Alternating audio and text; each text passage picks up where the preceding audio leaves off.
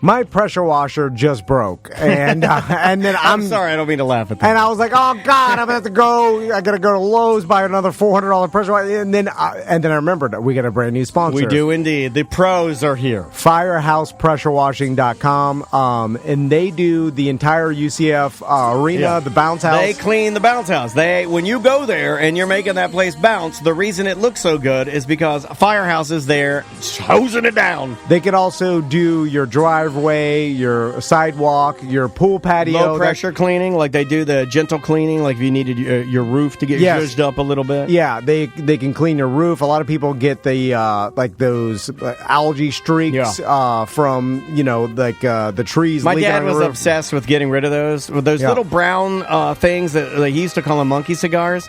Okay, they get so mad, then it stains your roof and makes it look like crap. Yeah, and they can low pressure clean your roof and make it look brand new again. Also, if you got pavers, they specialize in sealing those pavers and cleaning them so they look brand new. I'm going to have them, Firehouse Pressure Washing, come by my house, do my driveway, do the pavers in my front Seal yard, them all up, and then do my pool deck, and then I'm just going to set them on a once every quarter. Yes, them come by and do schedule. It, and then it's it. And then I never have to worry about a house looks perfect. And it's really not like with Firehouse. The cool thing about them is really what can't they clean. You need to call them or get in touch with them to find out. Like they have solutions for just about anything you might need cleaned. Yeah, maybe you have a commercial property that you need pressure washed. Yep. They're locally owned by a local firefighter. We met with them. They're great. They're a great company, super professional. And I talked to the owner, who's the firefighter, and he told me, he's like, our whole thing is customer service. Like, we're going to make sure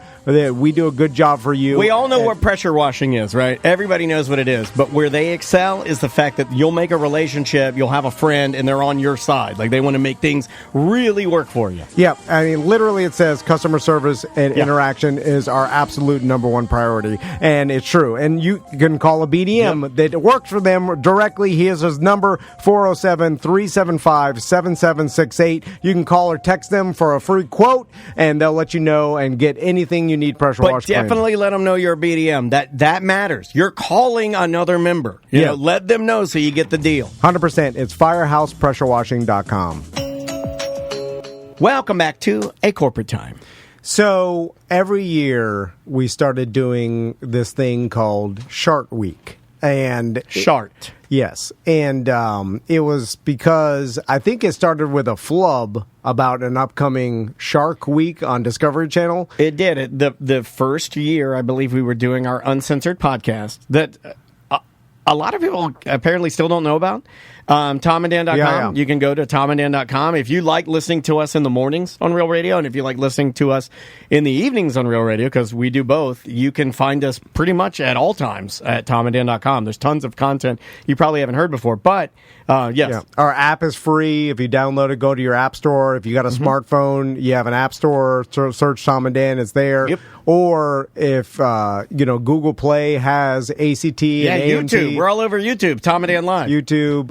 You can search Apple Podcast. ACT's on there. AMT, which is, like Daniel said, our uncensored Friday free show that we do and have been doing for 12 years. It's every Friday, starts at noon. Yep. Anyway, all at TomandDan.com. So we started this Shark Week as a joke because we flubbed the word, and then it was a competition between our listeners who had the best shart, and we'd give a nice crystal trophy to the winner every year. It was a dumb idea. It was an excuse for us to waste a little money, which is still, again, a dumb idea, where we take hundreds, if not at this point, thousands of dollars. We buy a crystal trophy and we give it to the listener as the best poop my pants story. Yeah, that's what it is. And we engrave their name into it, and then and then we give it to them. It's dumb. It's really dumb. So, but it never. You know what? I crap on it. Pun intended. Every year I say shut it down. Every year I'm like, don't do it. Every year horrible. I'm like, I am a 46-year-old father of a lovely 7-year-old daughter. Shut it down. But This morning, I swear to God, Sam told me something about. I started to giggle laughing about it. I'm like, I love it. Get in here, you. So this has been. We're recording it later today, and it's our 9th annual Shark Week. My God, almost a decade. Yeah, almost a decade of sharks. And so we've got contestants. That's on our BDM only shows. You got to be a BDM. Yep. It'll be up today. Yes. And you can sign up at TomandDan.com. $1.95 a month. Yes. So Joey submitted a submission this year. Now, technically, it has to be yourself, so this couldn't have won because this is about someone else, but the story is funny. So Joey's in here today. How you doing, Joey? Good, man. Really good. Already laughing about it. I can't stop. So let's start with your Shark Week story. Now, this is going to be aired on the radio, so we're going to be careful. And because the BDM Shark Week is the worst thing you've ever heard. Well, you guys should see these emails I had to read over the past week. And I feel bad for Sam. It's almost like she should get hazard pay. Yeah. Like time and a half for this. You know everyone's pretty sweet in the emails. They apologize prior to telling me their story. They do. And then sometimes, like, I'll get CC'd. They'll do that too. Well, they'll be like, apologies, I'm CCing everyone on this. Everyone must see this. Don't read. Well, some of them will even say, like, you don't need to read it. Just making sure it got there. Yeah. I'm like, can we put this on the internet? I don't know. Anyway, so Joey, what is your story? So I've been doing what I do as a concierge in the city of Orlando for almost 14 years now. And when I first started a couple years in, still kind of getting my feet wet and learning this. And some of the things that they drop on you, you don't know. You don't know how to handle it. You don't know. Big family, and anytime it's over more than 8 people, you get a second. Oh, I thought you meant fat people. They're factors. It's a factor. A lot of people in this family. A lot of people in this family. And it was age from grandpa all the way down to a 5-year-old. Okay. And they wanted to go watch a show in a theme park that is themed animals. Okay. And the show has a fish theme to it, and everybody wanted to watch it except the 2 youngest kids. They just didn't. Sure. The shows are stupid. Singing is stupid. I said, I'll tell you what. That's your Tom must have been with you. Finding Nemo, Animal Kingdom. You win. Is that okay? Yeah. I didn't know if I should say. Yeah, you can say it. We're not sponsored by Disney. We will never be sponsored. Trash I talk about Disney? Here's a fun fact. Do you know why we'll never be sponsored by Disney? Why? Shark Week. That's why. That's why. Bingo bongo. Yeah, it all comes together. So we're at Animal Kingdom. We're dropping the family off. The 2 youngest are like, the dad looks at me and goes, hey, I saw that there was a Dino Land play place back there. Would you mind taking the kids? Just let them run it off and get tired. We'll put them in the... Yeah, I was like, no problem. So me and the other concierge... I got to go find a place to empty my overalls. So bad. We took them over, and if you've been to the boneyard, you have to go in through the slide. I've been to the boneyard. Yeah, I've never been to the boneyard. I tell you, Brendan O'Connor's been trying to get me to the boneyard. I keep trying to tell him, it's like, I'm just curious. I'm not gay. So I'm just curious. You walk up the steps, you walk all the way across the bridge, all the way down to this little digging area. There's a bunch of rocks. You fill it. Oh, that's where my daughter usually gets lost. Yeah. Yeah, I know exactly what you're talking about. And we're sitting there, and out of nowhere, the little boy looks up at me, and he goes, I got to go to the bathroom real bad. And I go, okay, buddy, well, no, I got to go to the bathroom real bad. I said, is it a number 1 or is it a number 2? I got to go to the... God. So I panicked. You're like, Tom, is it a Lily or a Wawa? He looked panicked. Don't ruin Wawa for me. Is it a Wookie or a Dada? So I grab the kid, throw him over my shoulder, and I sprint. And I look at... That's a bold move. If a kid just told me they had to use the bathroom, I'm not throwing him over my shoulder. I usually do that with all kids. I throw them over my shoulder. I go running through theme parks. They love it. And people love that. Sprinting. I'm walking through these rocks, trying to not trip and drop myself, and I get to the... where are you going? I got to take him to the bathroom. Come find me. That's pedophile stealing a child. That's what I felt like. That's what scared me. Security sees an adult with a kid. I'm like, I just got to go. We run. You got to throw a vape pen to throw them off your scent. We get all the way around to where the McDonald's area used to be over there. Okay. And there's a bathroom. I put him down. I go for it. He gets up, runs, and he starts doing the thing where he's squinching his butt cheeks together while trying to... I usually, when kids do that, I'm like, knock that off.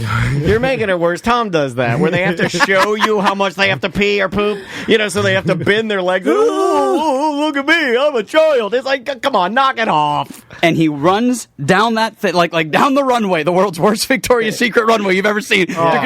Not for Jared from Subway. It's his favorite runway. He opens the door, goes inside, and all I see from the door is, uh-oh. And I go, hey, bud, how you doing? You good? You have echo on. You can be like, hey, buddy, you okay in here? Hey, little guy, you okay in here? Uh-oh. It's exactly it. And now I don't know what to do because I know what happened, but I still go, so, how's it going? You okay? And he's like, I had an accident. And I'm like, all right. I'm panicked. I don't know what to do. I pull out my phone. I'm not getting service. I start taking photos. I'm trying to call his I got to parents. survey the scene to make sure I'm not implicated in the crime. I try to call his parents to be like, we have a problem, no service. Trying to call the other guide, not getting service. I'm running outside. You got to leave him. You got to carry on. I know, that's what scared me. Yeah. So no, it's like Full Metal Jacket. You got to leave him there. Is the kid asking you for help, or is he just said, I had an dead accident? style, deer in headlights. I can only assume he's just sitting there. That's what everybody does in those type of scenarios. You don't want to talk to anybody. You certainly don't want, no offense, I certainly don't want to talk to your chirping ass. Like you in there like talking to me, I'd be like, oh my God, this guy will never shut up. I just want to be alone with my poop pants and just die in here. So he's frozen. Right? You're not wrong. I'm like you. I would be chirping the person like crazy, and I know they don't want to hear me. Yeah. So he's just frozen in there with doo-doo pants. Yes. Right. So I stand outside You the can door. relate, right? I feel like this. You would do that. You'd freeze, never to be seen again. And I'm trying to talk to him while trying to scream for a manager standing in the doorway. I'm like, we're going to be okay, buddy. I'm like, I need some help. Be okay. Can I get some help? And, we're going to be okay. Can I get some help? I like that you're like, how? Like somebody's drowning. It's just a kid with a poop pants. But I don't have kids, and I'm Yeah, I panicked, and gotcha. I don't know what to do in this I'd situation. be freaking out. So finally, Who's going to help you? The janitor? I just assume Who's like going to save your soul? probably. I'm just hoping like there's some like real man dad out there who's like, oh, I've got 3 kids, and this happens all the time. I know exactly what to do. I just wanted someone to tell me what to do. Yeah. So. This really, he was so sweet. He was this tiny little Hispanic janitor guy comes over and he goes, what's wrong, puppy? I said, I got a kid and he essed his pants. And he goes, what? I go, he made a mess everywhere. His bathroom. Balloted. And he tried to do the same. He tried to help the kid, and he goes, "It's okay, puppy. I pull my pants all the time." Balloted in here. I'm like cry laughing because he's like, "I pull my pants all the time." I'm cry laughing, and he's telling this kid it's okay. Now the kid's sobbing. I have this guy here thinking he's gonna help. Don't cry. Hey, balloted. I instantly regret Joey asking Joey to tell the story because we're about to hear in an hour 5 Top tier. Top tier. No, but also like. Why don't I want more poop pants stories? Like, You can't get enough. I don't want. So, did the janitor go inside and help him? No, the janitor goes, I'll get a manager. And he went and got a manager. The manager comes back. He goes, what's wrong? I was like, What seems to be the problem here? you're not too. Oh my God! It is polluted in here.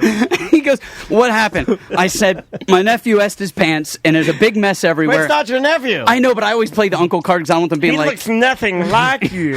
This boy that I'm hanging out with. exactly. My hanging boy. I don't know him. One of the boys I party with, one of my party boys here, moved his pants. So he goes, not a problem. He's like, how tall is he? And I go, about this big. And I'm like putting my arm on my side to show him how tall. He goes, I'm going to go get him a new pair of sweatpants. I'll be right back. I was like, well, thank you so much. Sweatpants of every size in Disney. I've always heard about these hallways, sweatpant hallways. They got everyone's size. So he leaves. The person I was hosting with, she shows up and she goes, so what happened? And I go, I'm telling her, like, look, kid, we ran. He didn't make it. Stained the whole frigging stall. His pants are ruined. Manager's getting new pants. Go get the parents. And she's like, okay, I got this. Thank you so much. And I'm texting her, like, I need you to get the parents. Bring them back here. Tell them that he's okay. Let him know everything's good. Like, I took it way more serious than I should have, but it's never happened to me before. I was panicked. The kid's just sitting in there. They're on the Millennium Falcon. So she goes and gets the parents, and she's all the way over at, Nemo. So now I come back with the kid. He cleaned himself, I assume. I don't know. I'm not going to help. But so the manager. Wow, Joey. Well, you can't help a stranger. I can't help a stranger. You know what I mean? Yeah, Kid, well, you could at least You're on your wet, own, buddy. You could body. wet the paper towels and hand them over the top, for Christ's sake. Good Lord. So the manager comes, he gives him a pair of pants, and he literally Wet him in walked the up to the toilet. stall like it was no big deal. He walks over and goes, here you go, buddy. These are fresh pair of pants. And the janitor's Here like, you do you go, want to buddy. keep these? I'm like, no, you can throw them away, burn them. So the manager. No, those are Zeke Averici. Jeez, what are you doing? I'll get him a new pair of Oshkosh. Mopping it up. He's mopping up the doo-doo pants. He's putting them in a bag, and he's trying to give me the bag. I'm like, I don't want the bag. I don't want the bag of doo-doo pants. You want the bag? So he puts the pants on. The manager comes back, and he gave me one of those no strings, the yellow tickets. He's like, I'm so sorry this happened for you. Go ahead and get him an ice cream sandwich. We want him to be comfortable We and want him feel to good. have more diarrhea. So here's a ticket for a high-octane Mickey bar. It's got the same chocolate as Magic Shell. It'll run right through him. All the saturated fat. You know what's good for our stomach problems? Milk. Yeah, you need to go get this boy churro nachos. So I say, hey, good news. We're going to go get some ice cream. It's going to be amazing. I'm trying so hard to cheer him up because he's not crying This will anymore. help your diarrhea. Theme park food. So I take him over. We walk over to the ice cream stand. I get it for him. I just yakking Yeti'd in my pants. He sits down on the bench and he's eating this thing like Ren and Stimpy cartoon. He's dehydrated. He's had diarrhea. He's dehydrated. You make him wash his hands because he's a kid. Oh God. Oh man. He ate the thing in 4 bites. It was gone. Oh, wow. So I walk. I'm like, all right. I see them walking, and you comfortable? You good? He's like, I'm good. And he sits down.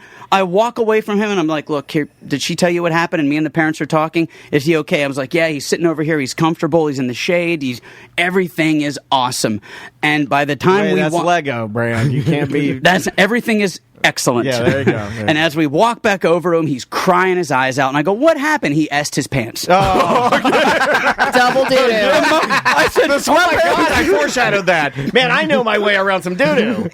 I asked him, I said, what happened? She goes, he's lactose intolerant. I said, I didn't know that. I gave him ice cream. I knew it. I'm so sorry. I felt so now I don't know what to do. I can't find the manager and be like, hey, if you got a recycling bin somewhere, I might as well get 5 or 6 more pair. The mom actually she goes, this happens all the time. I'm like, well, it shouldn't happen all the time. She says, okay, I have a pair of pants. I have a pair of fold-out paper pants in my purse. So we went back to the bathroom. She took him in the ladies' room. She cleaned him up, put his other pants on. Been in every bathroom at Disney. He asked 2 pair of pants inside of 30 minutes. Do you throw them both away? I walked away from the whole thing. I was just like, I would keep the first pair of sweatpants, probably. I don't know what I would do in a situation where another child beyond mine gets in that. I've done it before. I've had to deal with when I was dating people and they had kids. It wasn't my kid. This one girl I was dating, she had a kid, and he had a specific problem. Well, I think I've talked about this on the show before, where he would hold his bowel movements, and then they would back up. So he would get like a mega pint. Oh. I'm probably going to get a letter about this. But he would hold him up. He'd hold him up. He's a Marine now. He's in the Marines now. Good for him. Semper Fi, thank you for your service. But I'm talking about you now. When you were a kid, you'd hold him up. We should email him. We should email his remember your mega pints? all his friends. No. They But won't make fun of him. But yeah, you just do what you got to do, because it's like it's no different than you. If you just you're just like, you'll be all right. But like, I know what you're doing. You're like, it's all right, buddy. You're good. You had to clean it? Yeah, you do a little wiping, a little cleaning. No, yeah. I could never clean it. You could do because a little cleaning. I would feel way too awkward. I'd be like, you would with Maisie, guaranteed. You would. No, not or you'd with say, a girl. It's or worse. You'd say like, handle it yourself. She would know what to do. But say Maisie was a baby or whatever. Like I don't like. I remember I were watching my niece Becca. Like really? Yeah. Like you have no. Like you look at kids that aren't yours, and you're just like, I don't know what to do. I'm not going to do it. That's what I do. I know.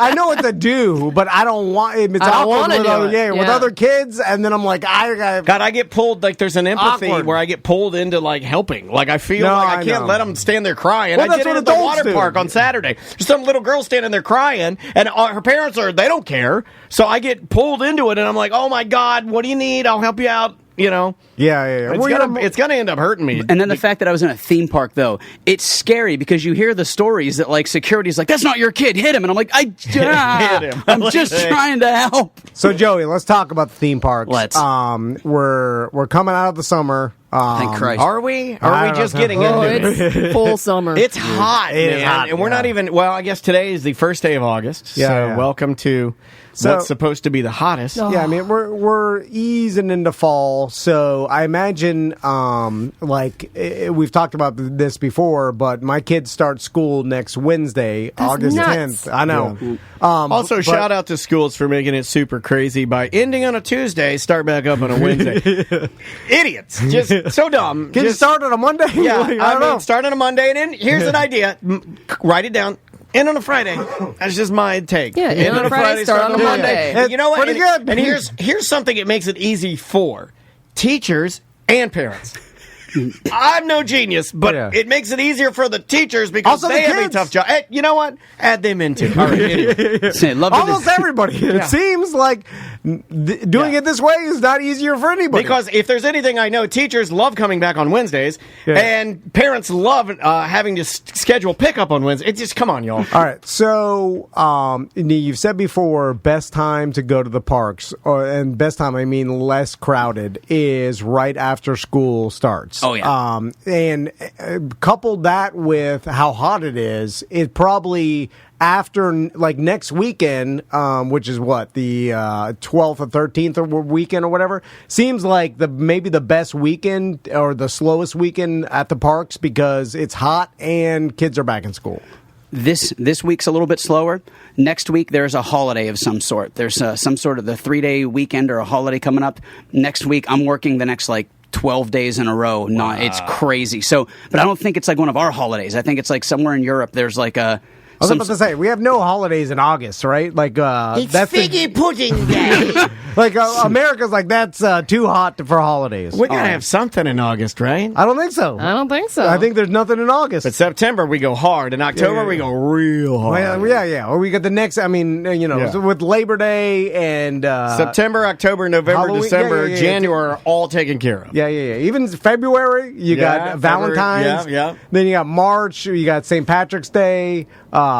Then April, spring break. You put that in a holiday. You got Easter in April, Good Friday right? and Easter. Good Friday and Easter. Mother's Day and Father's Day and Easter.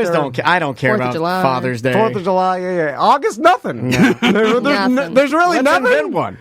Well, There's got to be at least one. Let's make one. Hot ass day. Well, what's the European one that we just... Wouldn't it be the 6-month anniversary of Tom and Dan Day?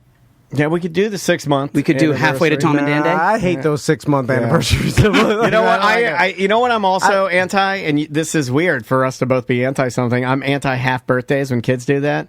I want to slap their cake. I want to half birthday. I've never heard of that. That's a thing now where you celebrate like your half birthday. I hate it. No. I don't do that. Real birthdays are nothing. Well, you're and real birthday on the day. I don't like real birthday. We're celebrating the weekend before.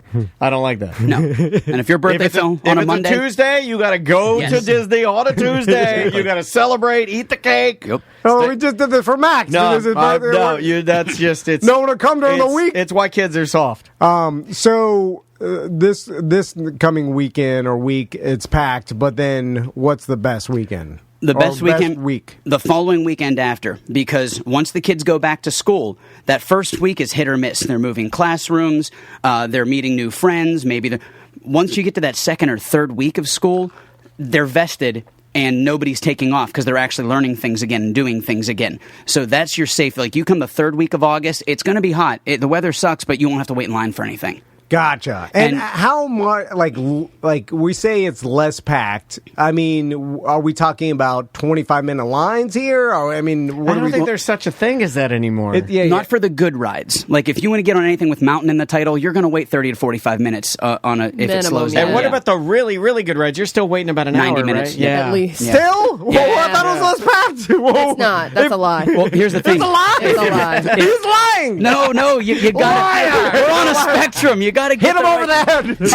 Get him. So if there's 80,000 people in Hollywood studios, 50,000 of them are going to Rise of the Resistance because that's the new ride.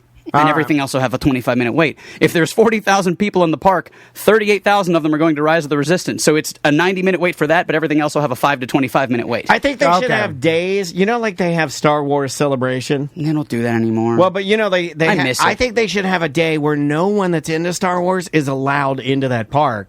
And us normos can go in there and get on the ride a little bit. That's brilliant. And crap around, and kind of like crap on it a little bit. That way we're not having you're not getting, I see so many people out there with the robes on, and they got the tentacle hats.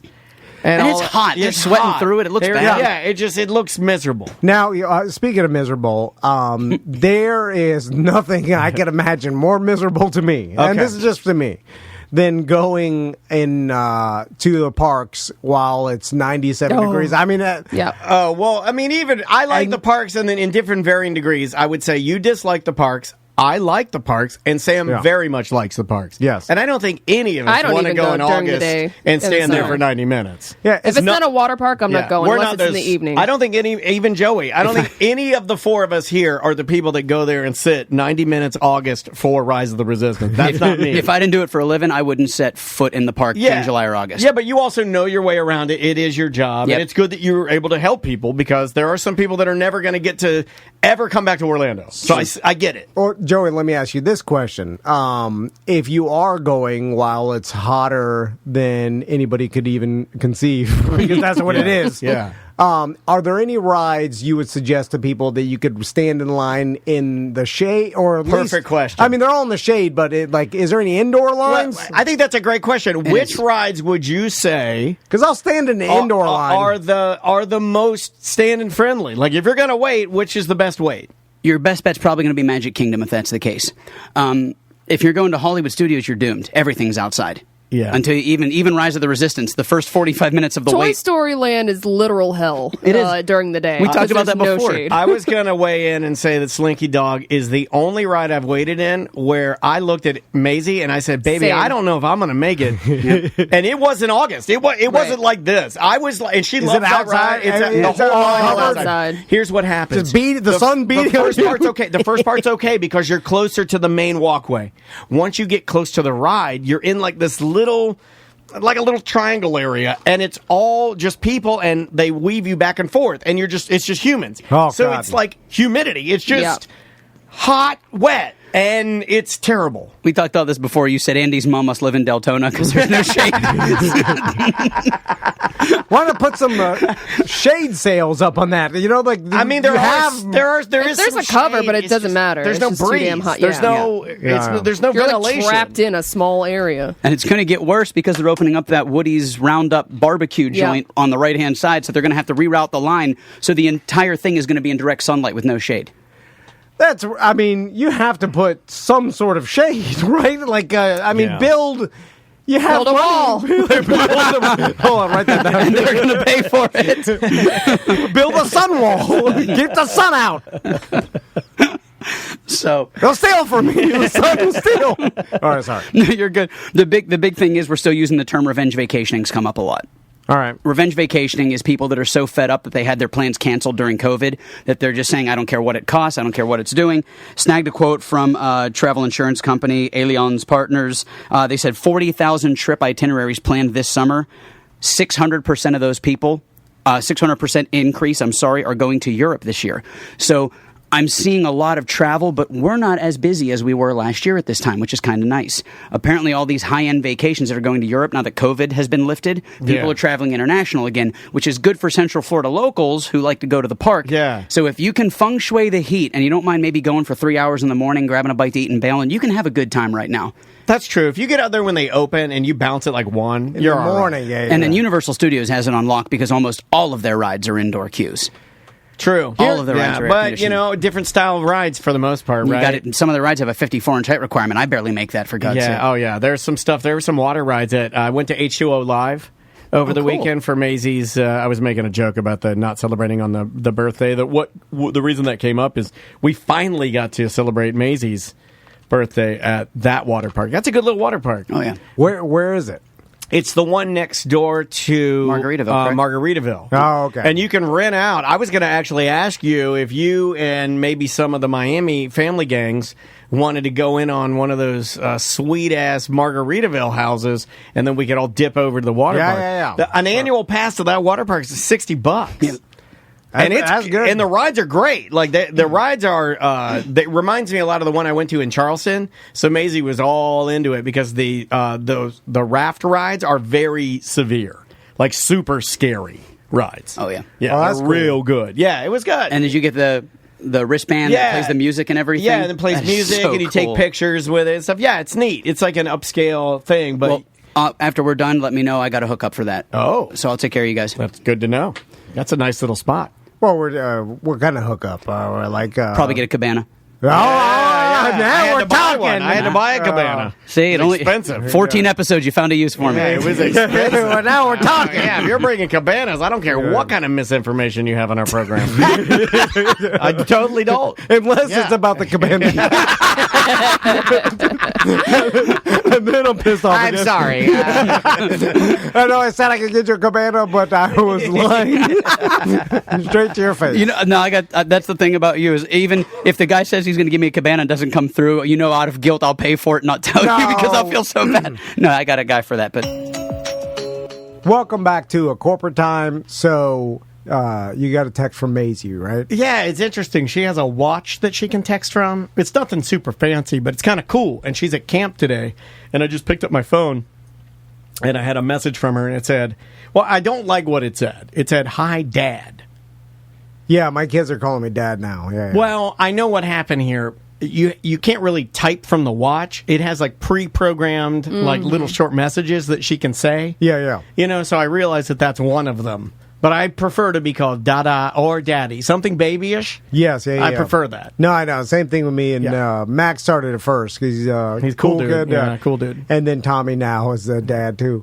I hate it. So texting your kids, right? I don't like texting very much. Like I do it a lot. I know. But it's like, well, not to me, but yeah, I do it for business or like to find out information. I'm bad with small talk texting or like how's it going or how you doing or like Daniel's good at it. You should be good at it because you come off less D head. Like I realize I come off like a D head a lot of times unintentionally because accidental D head. Yeah, because my go to won't be to ask someone how they're doing.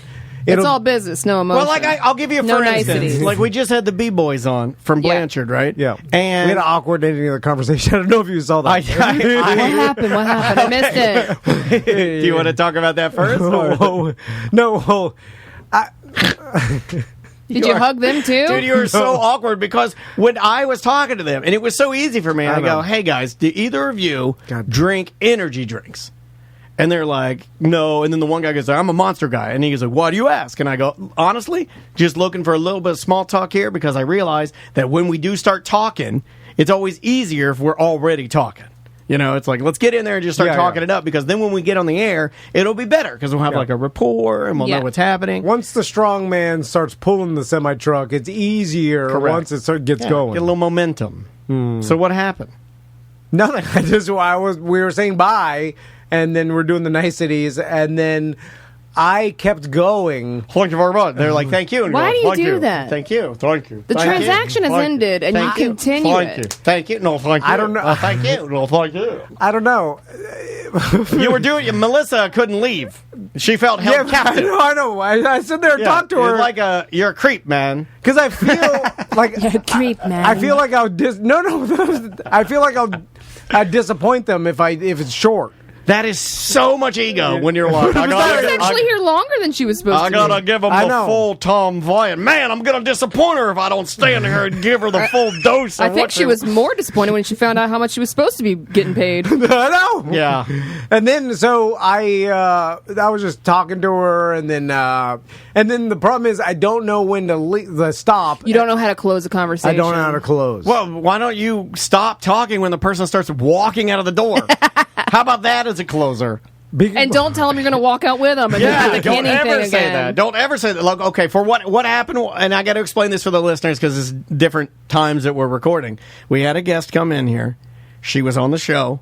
Then as she was leaving, me and you and Sam all walked to the lobby. We all talked. Me and Sam said, "Hey, thank you so much for being here. Yep. Good, really good meeting you." I gave her a hug. I said, "If there's anything else I can do for you, let me know. I'll be on email. I just sent you the photos we just took." She's like, "Thank you so much. You had your out." And we left, and all you had to do is say, "Hey, Gal, thanks so much for being here. We appreciate it." And then go walk back to your desk, and she would have left. But instead, you gave her the full presentation of the old Tom Van in the lobby. Because we came back, they were still here. Yeah, we came back, and she's like, "Oh, I'm still here." Like, she was embarrassed, and I'm like, "Yeah, Tom's holding you captive. I know what's happening." Well, because I thought that if it was too short of a time, like she came to the show with us. She's not here to visit with you. You thought she'd get to her car and start it up and be like, "Damn. They're so nice." And I wish I had more time with Tom. I only got 3 minutes of Tom, and I wish I had more time with Tom. Goddamn crazy person. Help me! I didn't want it to be like, oh, he didn't care, or he. But you did. You were talking to her for. He doesn't appreciate me. Just blew me off. But what would make her think that? You didn't do that. No, well, because maybe she wanted to, she felt like we needed to talk more. I don't know. There's no answer. She wanted to go get lunch or dance, though. It's insane. It's insane. It is insane. Someone hit me over the head. Yeah. It's just as insane. Crystal tried. This is insane. Would it make you uncomfortable? Does it make you uncomfortable when I know? Okay, sometimes we have guests that are in here, and you're chatting them, and I'll look at them and I'll be like, "Hey guys, thanks for being here," and it's my way of telling them to get the hell out. Right? Does that make you uncomfortable? Or are you like, "This guy's a D-head"? Well, that's what I think. I'm like, they want me to stay. You're interrupted full time. I'm giving a full time. This isn't a hangout session. We literally have more things to record. This is our work day. They want me to stay to the end until they make the motion to leave. So, I don't want to be the guy that makes the motion. Yeah, but they do that, and then you follow them outside. Hold on. Are you really want to leave, or do you want me to leave and talk you to your car? May I talk you to your car? Just let him go. Jeff Howell does this, and I hate that he does this because he does it to me and he does it to other people. I'll just tell him to get the hell out. I'll be like, "You can leave." And he'll be like, okay. Like, he doesn't know. He doesn't handle silences very well, and he'll just start talking and do this weird thing. I don't handle silence as well. But I've learned to in the mornings. I know you want to be silent, and I sit in here. I put on music. I sit in here alone in front of my computer. There's so many little chirps I have for you, man. I got chirps for days. I got so many chirps for you, and I know you don't appreciate my chirps. I'll give Sam maybe 2 or 3. She still hates them, but she tolerates them at least. I feel you. I know she hates them, but at least she's a little bit of kindness. She's like, yeah, he'll give me 3 chirps. Give him the 3 chirps. Yeah, and that's our. We have like a chirp allowance. Yeah, it's a chirp allowance. We have like a designated. It's a transaction that Sam and I have. Yeah. I give her 3 chirps. She gives me 3. I care, but I don't care if she doesn't. But at least she has the humility to look me in the eyes and act like I'm a goddamn human being. Yeah, Crystal tells me all the time. She's like, she tries to unteach what Tommy has in him, which is what I have in me. And she's like trying to. That's a uphill battle. Awkwardness. Well, and I keep saying, I'm like, he's like me. He he got whatever I got. Leave him alone. He's like me. And then she's trying to get it out of him. You know what I'm saying? Like, she's trying to change who he is because she's like, he can't be like this. He can't do this to the rest of the people around him. Right. Because she thinks I'm a monster. and she tells me, she's like, you're too far gone. And I'm like, well, I was born this way. Lady Gaga. This is how Tommy is. Monster. Yeah. But she won't accept that. And she's like, I don't want him to live a life of everybody around you being annoyed by your personality. Oh, I'm not annoyed by it. Wait a minute, that's too far. I don't say that. I was just talking about your interactions with people leaving. Yeah, well, that's annoying. Well, it's annoying to them. It ain't annoying to me. You can do it as much as you want. I'd rather not be this bumbling or do the same mistake over and over. Just organize your computer. It doesn't bother me. Like, it bothers her. How can it not bother you? It bothers me. It doesn't bother me. It's Go not to a behavioral therapist and unlearn it. I don't think you can.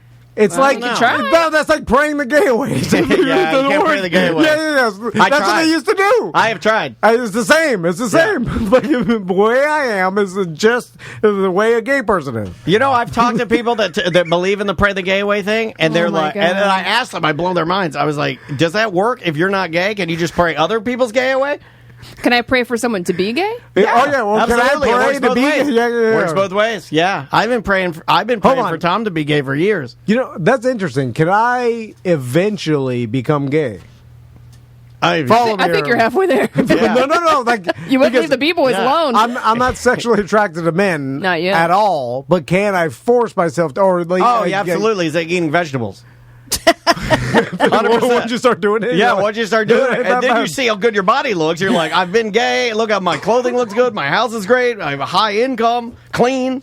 It feels hard to do, but maybe it is like you don't like radishes, and then you eat enough of them. Yeah, and you're like, you know what? You know how many people are married to people they're not attracted to? Yeah. Do you know how many people think that they're? Yeah, no, but I'm not talking about married. But I'm saying like be actually attracted. You know what's like weird? I can pretend to be gay, no problem. We're making a bunch of silly jokes here, but you know what's interesting is that I have known more than two couples where, and I'm sure other people are in the same boat, where I know that the people in the relationship were faking being hetero. Oh, yeah. And then they had been repressed, unfortunately, the way that the world is engineered, and they only now are living their true, authentic version of who they have always been. Yeah.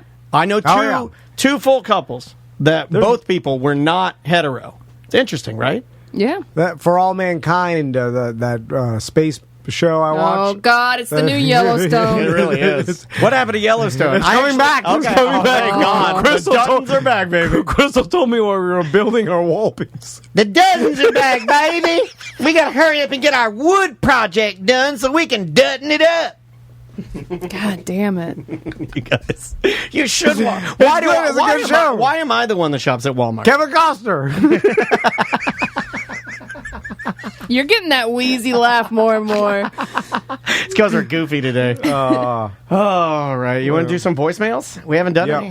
We have yet to fire any of these. And, man, we got a lot of voicemail messages, people. Oh, you want to hear the awkward Yeah. Oh, yeah. Okay. B-boys? Yeah. So what happened? Well, we were walking out, and I followed him out like Why? you said not to do. Because I felt like... Me and Dan sat in our chairs. We're like, hey, thanks for coming by. Yeah, they Good to got see up you. to leave. And what I'll do is I'll be like, hey, I'm saving the file. I'm not going to get up. And it's my way of saying, hey, I'm not getting up for you. Because we're working. Yeah, it's a job. You know, maybe it's... my old school radio training. Follow me. Training. Yeah. He's got radio training. Old Tom Van's old school radio training. So you want to be in radio. When I started, the intern would walk the guests in and out. You had to walk them to the elevator. Yeah. So I think it stuck with me to walk the guest all the way out the door. Let me walk her to the elevator and I'll take a pee-pee, go downstairs to smoke. Anyway, so I was telling the B-boys, I was like, oh yeah, they always have like different like country acts or obscure artists perform at the insurance convention. And they're like who? And you're like, oh. No. They said like who? And then I said, like, I don't know, Lady Antebellum. Lady A. And then I remembered, I was like, oh, you can't say that. Yeah, I said that. It's Lady A. Yeah. But so then I thought to myself, I bet they're going to be laughing in the car. Dumb old man. Yeah. Oh, Dumb old man said Oriental. Or something. Well, I'm sure there are some there. people that say, I'm never calling them Lady A. I'm sure those people exist. Well, I think that's what they thought. They thought I thought. Oh God! It was just me being dumb, not knowing the reference to use, and then picking that one. All right, the most awkward one. You're like Lady Antebellum. All right, see you later, Washington Redskins. You drive away. It's just accident. It's accidental racist. Oh my God, Man, that's a song. I know. That's a song by Brad Paisley and LL Cool J. Yeah. The Accidental Racist. Look it up. It's the worst song ever written. It's absolutely horrifying. Oh, play it. It's the most cringe song. No, They tried to bury it. No, I vowed to never play it again on the show. That's how cringe it is. I have a voicemail though that can help. Do you remember one of your better ideas? One that I'm actually on board with is BDM Infinity. Okay, yeah. Yeah, here we go. What's up, T&D? Shart and Randy here. Before I get to the voicemail, just want to give a congratulations to Miss Baho, Shart Week Champion 2022. Welcome to the club. Coming for you next year at the Tournament of Champions. Tournament of Champions coming up. But I'm thinking, all this back and forth on the BDM Beach Party, Camel Girl, should we... Shouldn't we? What if Camel Girl's right? It's just the environment is wrong. I propose that next year at the BDM Infinity Gala Masquerade Ball, we've got Camel Girl in a gown. think it classes it up a little bit. I agree. I think it's evolved like you guys have been. We're all bird beacon, having the deviled eggs, the whole nine, and you got your Camel Girl forever. All right, guys, let me know what you think. I think you got a boner at the end. I can hear it. Camel Girl forever. I think that having a classy event, I think that's the only thing we have yet to do as a radio and podcast duo. We have yet to do the dress-up event for our listeners where everybody, dressed to impress, where you got the tuxedo or you... We did talk about, right at the beginning of 2020, doing a, fake prom type thing. Yeah. I think we should do a dress-up event. The thing, I'm down. Can the BDMs do it? Yeah. They can do it. Some big tuxedos, baby. Can they do it? Like I'm afraid. I think they can. I believe in them. I drank too much caffeine. I'm about to puke. That's fine. No. But will they behave themselves? No. Okay. What do you mean by behave yourself? Well, I mean, at a classy event. I thought you said a clan event. We gotta go. Dude. What is happening today? Yeah. Did you take some drugs or something? What happened to you? No, I'm saying a classy event. It's got to be at a classy place. And then if it's at a classy place, I'm sure they're going to be not, appreciate getting too drunk, fall through the table. What could happen? Match starts going on. No. I mean, I'm just saying, you usually don't get obliterated, and your cummerbund flings off. Cumberbum. It's a cummerbund, not a cumberbum. It's a bun, not a bum. That's what I said.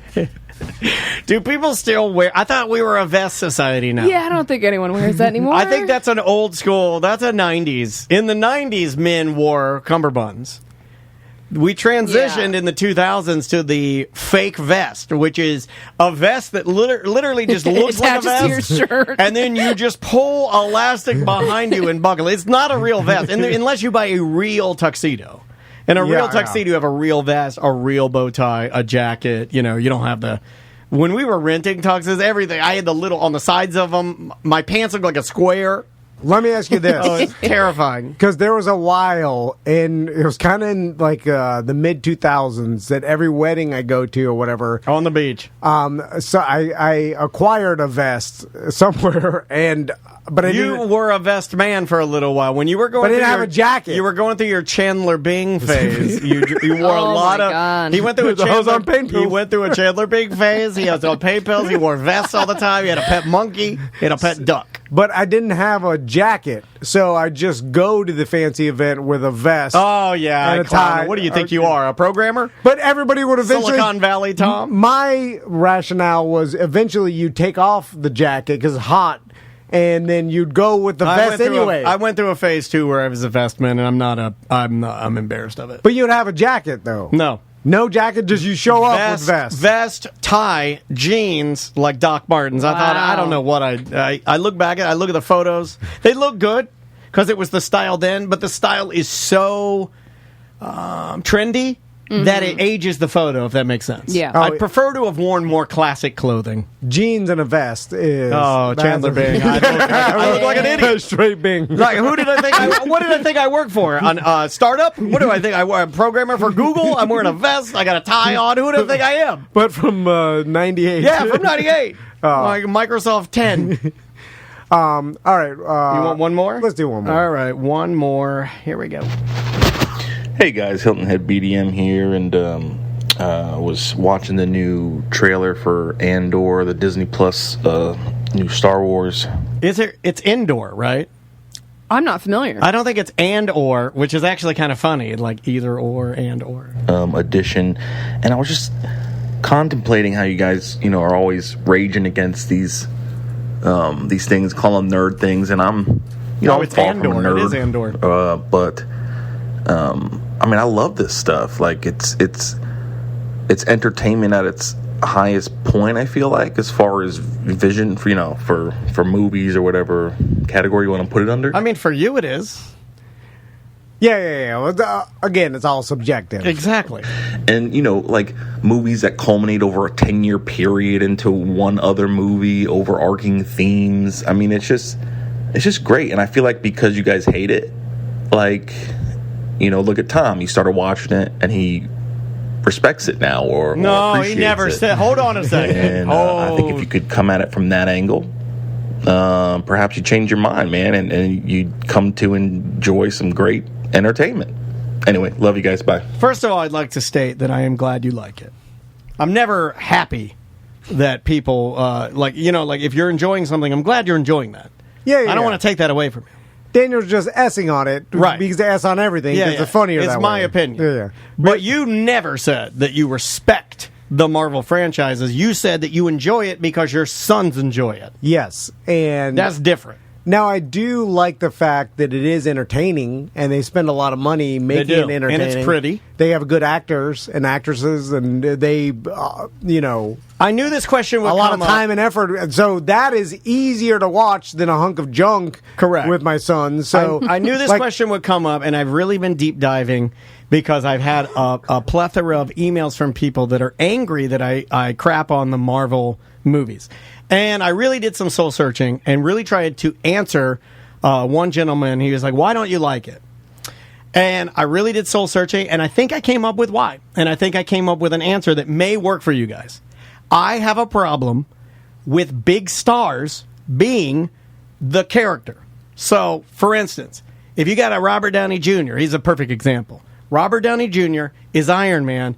To me, having that big star detracts from the character originally that I grew up with, that I enjoyed in the comic, that was Iron Man. You see what I'm saying? Yeah. So for me, it's like, I don't know. I don't like it being connected to a big Hollywood that already star. has a big name. I would prefer it be somebody that just a rando that looks like the guy in the comic book that does all the things. Now, that's impossible because the reason they chose Robert Downey Jr. or anybody that's in these movies is because they're good actors, right? Yeah. So I'm never going to get what I want. But I really did dive into why don't I like it. And I don't like the fact that you have these big-name stars, Ryan Reynolds, Robert Downey Jr., what's his name? The guy, Wolverine, who played Wolverine. Oh, Hugh Jackman. Hugh Jackman. Like, they're all megastars connected to mega comic book characters. For me, if you wanted to get me, it would have probably needed to be a nobody, and that's just not going to happen. But I'm glad you like it. Yeah, listen, do what you want. Like, everybody likes to occupy their time before they die with something. So, who cares what it is? But it's all the same, by the way. And I didn't hate all of it. I really enjoyed Mandalorian very much. I enjoyed the hell out of that. That's a good-ass show. Yeah, and how big the story has gotten is impressive. It's like with all these different movies and how many hours of entertainment now, if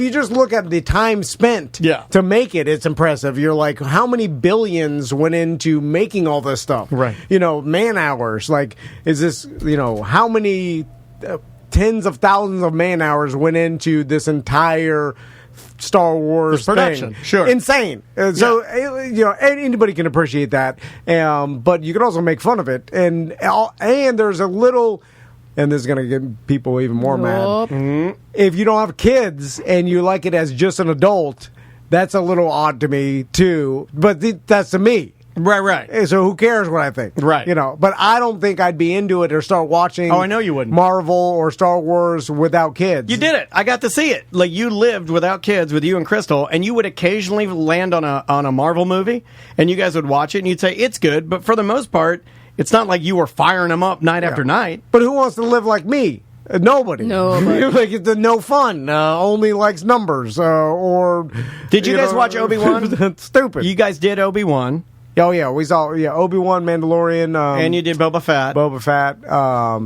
And then all the Star Wars except for the 70s ones, and like a couple which is nuts. New ones. The 70s ones are They're too slow. The pacing is slow. For even my Andrea sons. and I put on the first Star Wars because I'd never seen it, and I enjoyed it. I liked it, but the pacing, I could see where kids would be like,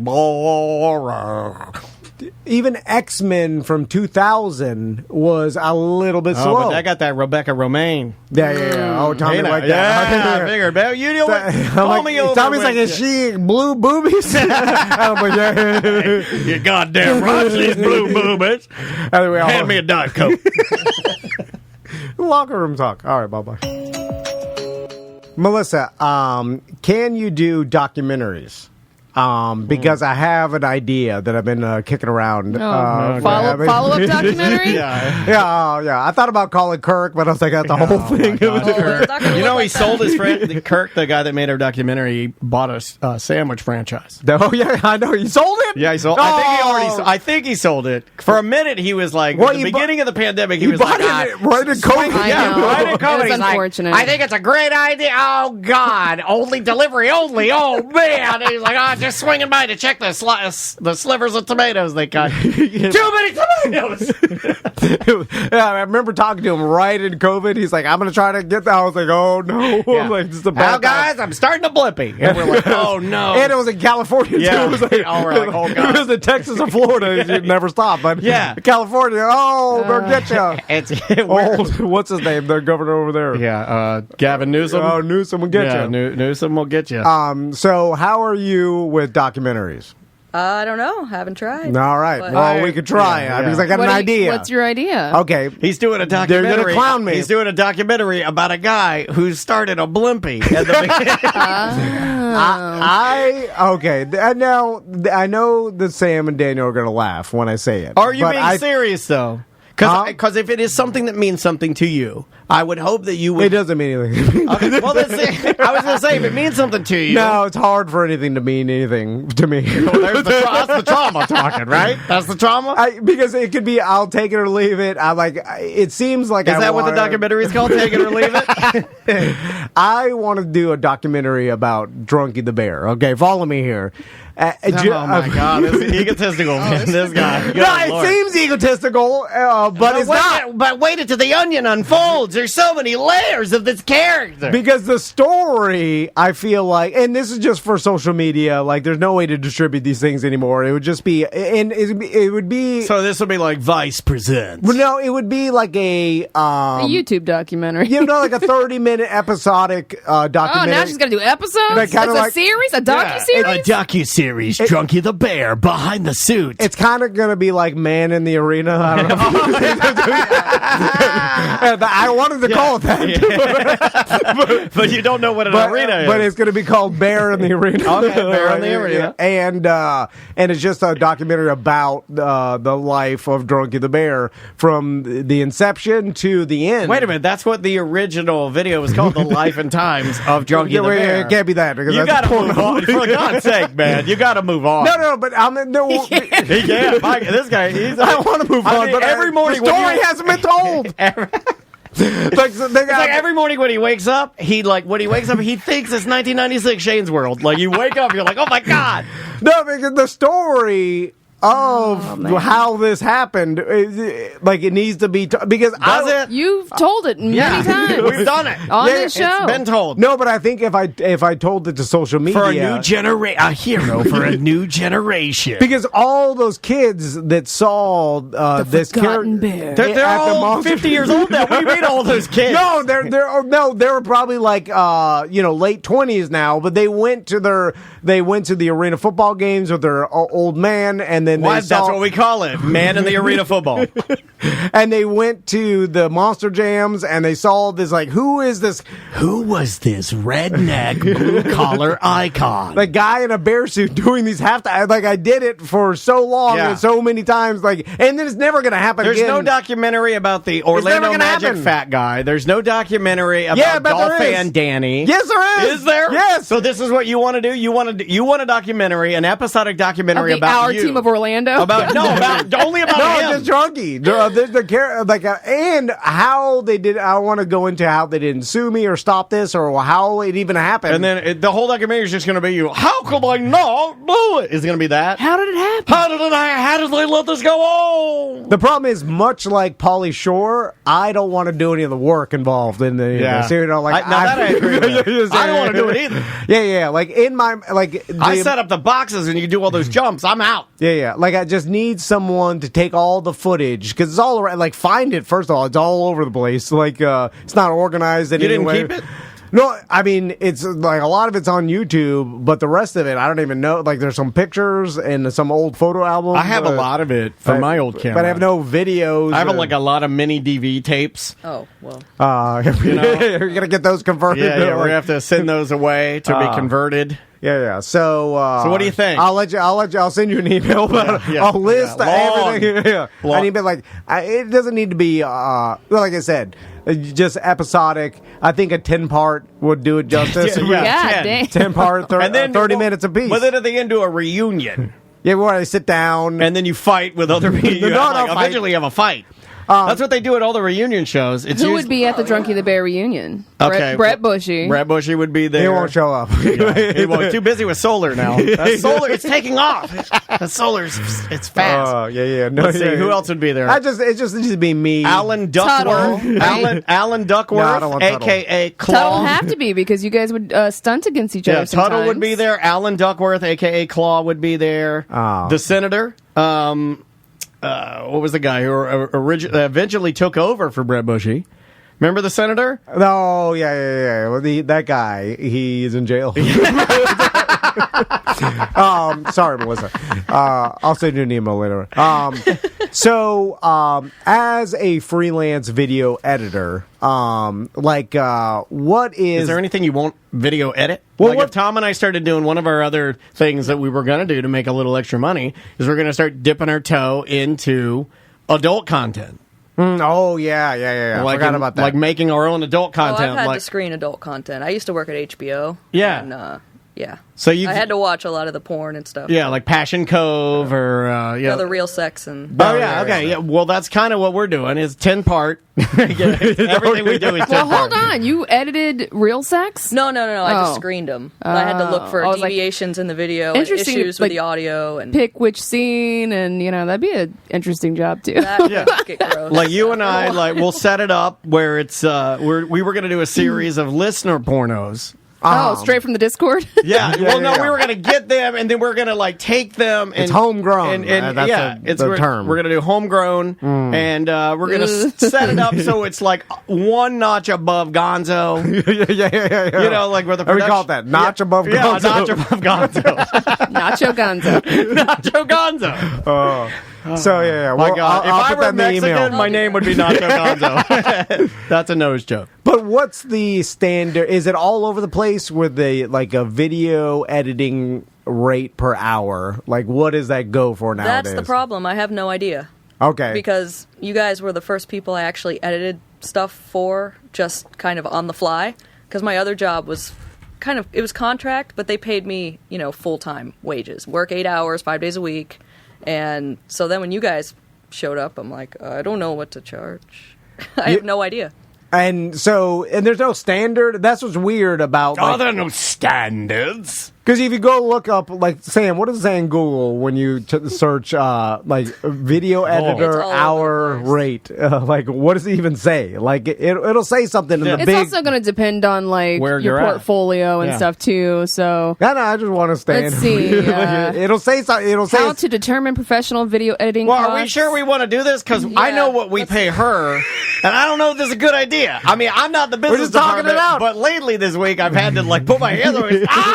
Stop! Yeah. You have done that. What are you doing? I'm for God's sake. Maybe I shouldn't read these out loud. No, that's what I'm saying. What does it say? I'm not the business department, but again, it is all over the place, but the very first article She's says prefacing it. Don't say it. In between $75 to $150 an hour. What? Oh, that's $150 an hour? That's not what I'm getting. I shouldn't have read it. Well, Melissa's fast. That's why. Not that fast. Super fast. Well, it's been nice working with you. Thank you for coming in today. It was a good run. How much actual time are you working? Because this is another you have to factor in all the organizational the problem is I have to aspect. listen, though. Yeah, but that's enjoyment. Yeah, you're paying. That's fun. You don't get to cut that out of the payment. You're paying for her knowledge of the show, right? And the time that she's invested, and she knows the continuity. She knows the characters, inside jokes, previous jokes. Yes, she knows all of that. So there is a premium price for that. You really screwed up in having Sam Google that. Yeah, that should be factored in. But I look at it like that's the fun part of your job. So cheapo. So your take to Melissa is that in editing, we are so it's funny, part of your payment. And it's so much fun to edit us that's your tip.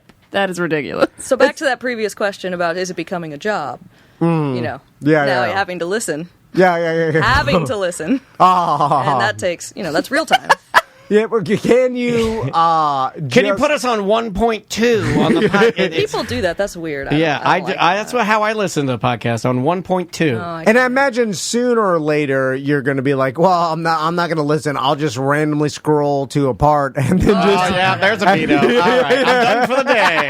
All right. Yeah. Because there's got to be one in there. Yeah, well, that's what happens with every job, right? Yeah, it starts off like, remember when I started in radio, how like happy I was to be there, dedicated. I was very motivated, and then it just took weeks. I was disgruntled. I'll give you a perfect example. Like every night for a corporate time with Tom and Dan, we do like a little intro. They used to be intricate. They used to make sense. Now it's like, well, I gotta do it. Just yell it. I'm like, hey, what's up, buddy? Okay, there it is, and then we just put it out. Yeah. I ain't got time for that no more. And we're mad that we even started the tradition of every intro. That's my fault. Yeah. That's my fault. Where it's like, no one else does this. Why are we putting so much effort into It's like this? eventually... Does anybody care? No one cares. The Indian artists that were drawing The Simpsons looked at Matt Groening and were like, what are you doing, man? We don't want to draw this differently every single time with Bart and the chalkboard. We want to make it, just make it the standardized. Yeah. Like everybody else. Yeah, like every other. Some shows now don't even have intros. They just start the show. Have you noticed that? No, I know. It's better. They've gotten rid of the theme song. They've gotten rid of the credits. They just roll the show. If you want to know who's in it, Google it. I like that better. So, Melissa, where are you staying at in Orlando? Oh, personal question. I was wondering if you would like to grab a drink later. No, I'm just saying. No, you leave Key West, and now you're in No, Orlando. my mom and my brother live here. Ah, so I'm staying okay. with my mom out in Lake Nona area. Gotcha. I've heard they call it like no. Let's grab that drink. Because you hugged her out of nowhere. Yeah. Well, I didn't know who she was. This dude'll just hug Which makes it worse. Yeah, this guy, you bring anybody in here. He's embracing women? Oh, I love you, boy. We're going to see you. No. I can tell. I could bring in anybody, and you'd be like, oh, hug, and then I know what'll happen. You'll text me. You'll be like, oh, where's that? The chat brings up a good point. You did not offer for her to stay in the Air T&D. Oh, that would have been cool. Well, no, you didn't Would you ask. like to stay in the Air T&D? You didn't ask. Eventually, yeah. Well, Why didn't you by offer? myself. You knew she was coming to town. Well, I don't know. Like I thought you were coming in here for business. Like you had your plans already set. Coming in on business with a briefcase. Tom, do you even read the calendar anymore? No, he doesn't. And also, you know a why? side Because he note- was too busy engineering those plant shelves, and he almost got killed. He got killed. I look at overview and I'm like, all right, it looks about the same as it did last month. You got the things, the names up there. I do too. I look, I say, what do we got here? We got a Gwaltney, a Jen, and Jason. All right, good. I do it too. And then I'm like, Melissa's coming in. All right, that's good. You watched Full Transparency last week? I was like, epidural. What the? Who planned that? Who's having a baby? That's why I didn't get all up in arms or get scared about it. Is because I didn't have time to get scared. Oh, have we ever said something, Melissa, God. that made you question? You want to distance yourself. Yeah, you're like, I don't know about these guys. Yeah, I don't know this about could. them. I don't. Yeah. I don't want my name associated with them. Yeah. No. No. I don't really care. Okay. I don't really care about anything. All right. You haven't been listening as hard as I thought you would. Yeah, if you're listening during the Twitch breaks, Yeah. Oh, man. you would have heard. Oh, I got some of those bookmarked. Oh, That's the file later. That's too bad. Those are called the Q files. You know what? I have thought about that, and the fact that Melissa is for the past couple of years, like putting. We actually used Melissa this year to help us with our end of the year awards. Yeah. Because like all of a sudden 2 months pass, and we're like, oh yeah, the awards, and then we're like, oh, but Melissa has a lot of the stuff that these jokes. On Let's the go shows to the tape.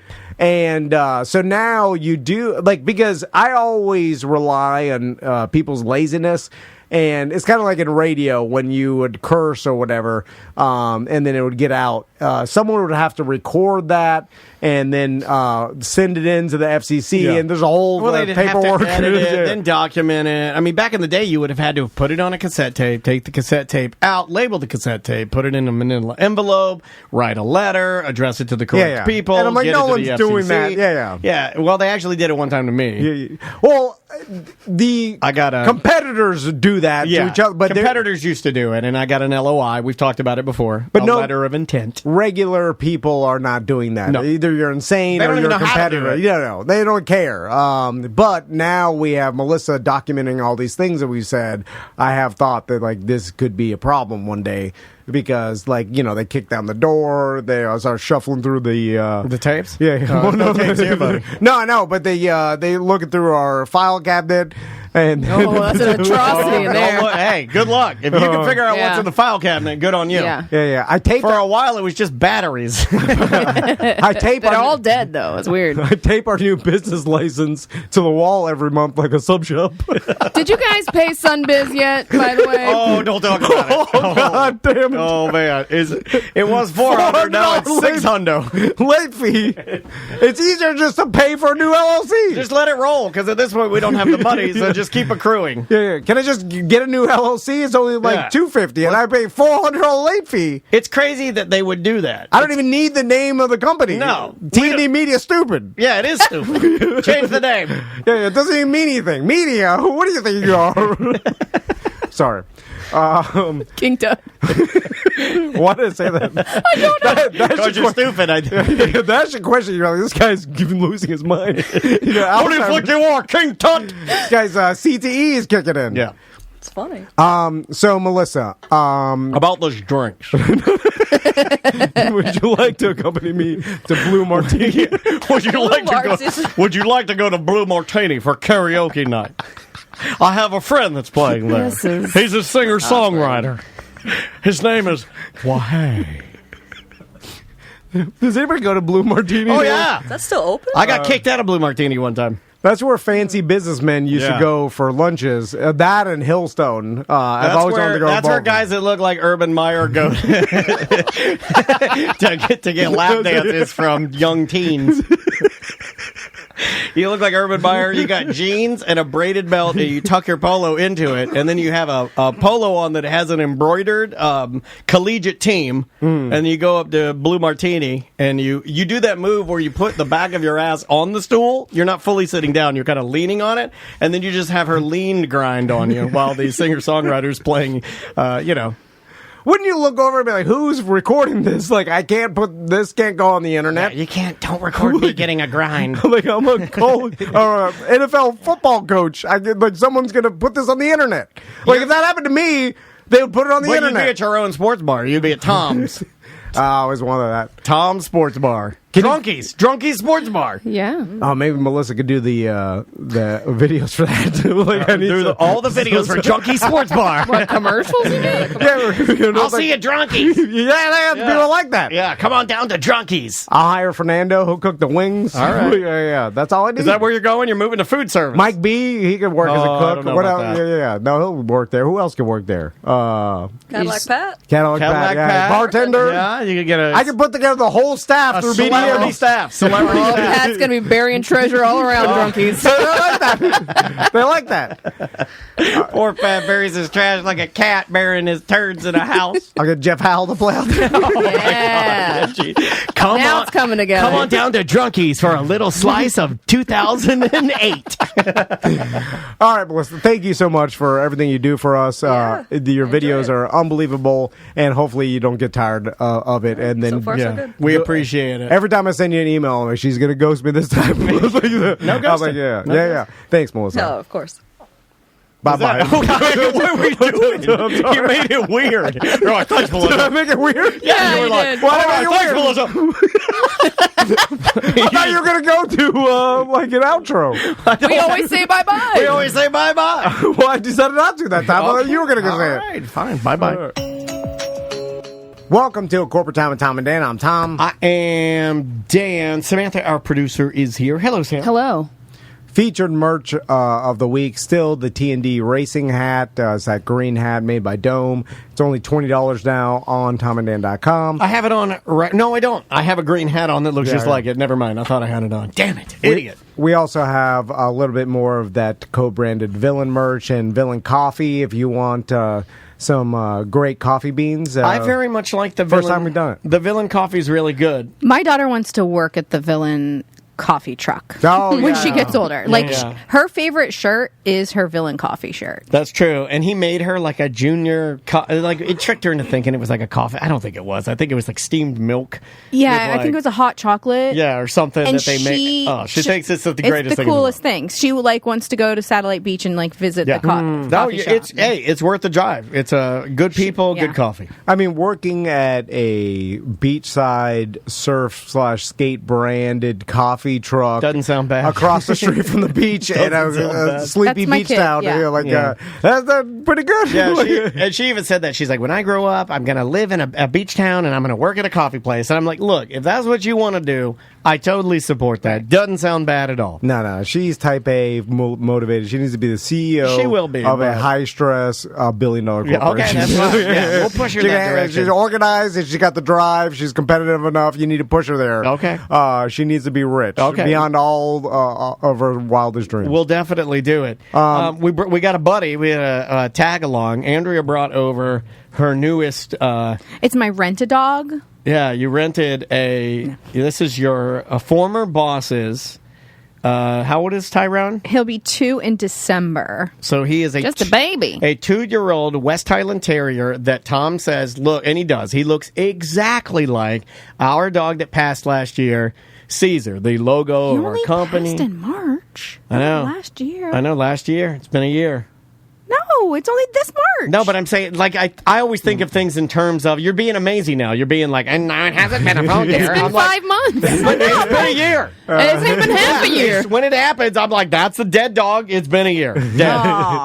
I have to march on. If I don't, if I roll in the sadness, I'll be there forever. But yes, my friend got the Westie because her daughter met Caesar years ago and wanted, and then asked for years for Christmas for a Westie, and they finally got it for her 2 years ago. Now, if you really want to get on Andrea, which I prefer that you do because it makes me happy, the amount of research that she has done to find a dog that could be next in line in her love for West Highland Terriers, she knows exactly where Caesar came from. So how do you find that out? So he had papers where he was from, and he was from the Missouri area. And then she tracked the breeder down to the point where the old lady said, no, I don't do that anymore. I'm I called out of the game. But I've also learned a lot. I'm in a lot of Westie groups on Facebook because I'm a crazy person. It's sad. And they talk about how the ones from the Midwest, Missouri area, have a certain look to them. They have their nose is a certain way because some have longer noses. Tyrone has a little bit of a longer nose and a bigger. You like the longer nose guys, right? Than Caesar, but they all have different distinct looks to them. There's this one that I follow that lives in Tasmania, and she's got this angelic little face I've never seen on a Westie, but it's because they're in Tasmania. Yeah, and she knows so much about it that she has tracked down the area that Caesar came from, and now we are on a list to purchase a dog from the same area, and damned if the dogs don't look, I swear to God, to the belly, to the paw, to the height, to the nose length, to everything, exactly like our old dog. Oh, that's one step below. What's the Liza Minnelli gets to say? I think it was Barbara Streisand. Barbara Streisand. Yeah. Clones clones the dog every 10 years. We're not that fancy. We're not that fancy. This is poor Streisand. Yeah, I am a poor Streisand. Big nose, not enough money. but getting the exact same look, I've argued for years that even the Barbara Streisand thing is even though it's not the same dog, our brains are lazy. I've already done it. You'll get 80% of the joy thinking that it's the same dog. I already get it with him. Yeah. I sent pictures to Daniel this morning. I said, this is freaky. He was laying in Caesar's bed and his back was to me, so you didn't really see his face. Yeah, it looks just in your brain, it's like poor man's VR. Yeah. But It's like it's really like I called him Caesar like yesterday. I was like, "Come here, T," and then I was like, "Oh well, yeah. Nah, you're not T. You're Tyrone." you could get the same West Highland Terrier from the Missouri that looks exactly like Caesar and call it Caesar. I want to do that. And you will have Caesar back. Basically, It releases the same chemicals in your brain. Now, I'm not disagreeing with you. Here's the problem. All your friends and family will think you're crazy and talk mad ass behind your back. They already do. They already do because they got the same looking dog and now they just call it the same thing. People already think we're crazy because Andrea's dead set on getting another West Highland Terrier, and it's tough if you have a specific type of dog you like. It's tough to try and get a dog because people judge you immediately. They want you to go to a shelter. Immediately, they want you to get a rescue dog. And if you get any dog other than a rescue dog, you're a bad person. And I just really think that's unfair. I think that's a really unfair thing to do to people. I feel like judgment happens with everything. Yeah, what I'm saying. It's up to you on how you handle that. Correct. There's a certain judgment. I mean, if you were on a vegan Facebook page and you posted a picture of eating a steak, you're going to get judgment. It depends on who you're talking to. Correct. Some people don't care. Although I do feel like that whole faux pas of not getting from breeders is aged a little bit, and no one cares as much. Well, breeders have had to step in line, right? Well, the puppy mills and stuff, I feel like we're not going to a puppy store. I don't even think you can do those in Orange County anymore. But when you go back to the getting the same dog, didn't on Duck Dynasty? I mean, I'm really dating myself. Hold on a second. I never knew about this Duck Dynasty side of you because I've never watched that program. But this is years ago. Didn't she have? Don't try to dismiss it. She had the same dog, and she named it the same name, like the old lady, like the grandpa's wife had the same. No dog. one here except for you watched. I have never seen an episode of Duck Dynasty. Where was I? Crazy. Where was I? I don't know. Oh, when did it come secret out? family? She's ducking out with her other family. Exactly. With the makes sense. Most of our listeners have beards. You know what helped that the whole shelter faux pas too? COVID, and because there was a small period of time where I remember they're like no more. Yeah, they were running out of animals. They're like no more shelter dogs. But now everybody gave them back. It's terrible. I know. They did give them back. It was fake. But it's terrible. But there was a time, the small brief period of time, where they were promoting. They're like no more animals, and there are no animals in shelters anymore. Like that was a thing. We've done it. Yeah. You could. I mean, even if you wanted to get from a breeder, you were on years-long lists. Oh, you've been on a list for how long now? Yeah. Well, they've checked in with me, but I think I've been on the list for like 2 years at this one place. And because you can't. And I like that because I feel like that they're not overbreeding their dogs at that point, too. They do it so when they have dogs, they have dogs. And if they don't, sorry. That's just the way it goes. We'll contact you in a couple months. Yeah, they're not like pumping dogs out of there. Now let's talk dog sitting because it's one of the easiest things you could do for friends or family that comes with a... Depends on the dog. It does depend on the dog. Boom. But it comes with a... I think it only depends on that. A weight that it does. Is a huge hassle. Anxiety. Right? Dude, it comes with anxiety. If something happens to that dog while you're watching. Daniel was having some anxiety last night. It would be different if we didn't have Maggie. But when so he's been over to our house before. We've never overnight babysat him or puppy sat him. Yeah, this is a brand new dog. I don't want my old, wart, disgusting, unfortunate dog to bite this dog's beautiful face. Yeah, but you say it comes with anxiety. Everything comes with anxiety. For me, everything does. Like literally ordering a number one at McDonald's gives me anxiety. The only bad thing is he's a little food aggressive and he'll growl, and we don't know what he'll do. Yeah, so we've had to separate them and everything. And then you're like, okay, my house works for Maggie. He just started pushing your boobs. Yeah, but will it work for this guy and everything? So, you start. I'm just saying that in the spectrum of favors you do for your friends and family. Dom forgot his sunglasses. We already forgot those. Too bright outside. But it's almost like your short-term memories have been affected somehow. It's science. I like that he just popped in, popped out. So, because, I'm a big scales of justice person. Follow me This is here. the first I've ever heard of it. Hold on. Oh, wait, he's got a shirt on that says, I'm a big big scales of justice. You know what? Big scales. Yeah. When it comes to like doing favors for someone and then someone owing you favors, like I keep a mental tally. Oh my god! Well, this is one. Like, Note to self: never ask Tom for anything. no, Oh my God! What's your tally on me, dude? Yeah, what do we owe you now Oh my that you've God. watched Maggie before? Yeah, so what is that? You've watched Maggie. Well, to be fair, he does have half of your stuff in his garage. Yeah. So. I've taken a lot. Yeah, you hold on. This AMFer stole my birthday fishing rod. You owe them a lot more dog sitting, I think. Yeah. I feel like our scales of justice are pretty even right now. It maybe lean towards I owe you guys. Okay. Just in the stuff that I've stolen from That's Daniel fair. over the years. That's fair. My sawzall. I was using your sawzall to cut the roots the other day. It's a good. It's I cut my DeWalt. fence. It's a DeWalt. Still It's ruined works. it now. It's a good brand. I ruined it good. So I never Right, cleaned it it. just It's needs all a blade. They're dirt packed inside there. All right, that's fine. Anyway, if you saw it, you'd be mad. So, scales of justice. So, if someone asks you to help them move, that's too. I'm doing that this weekend. I say no. Sorry.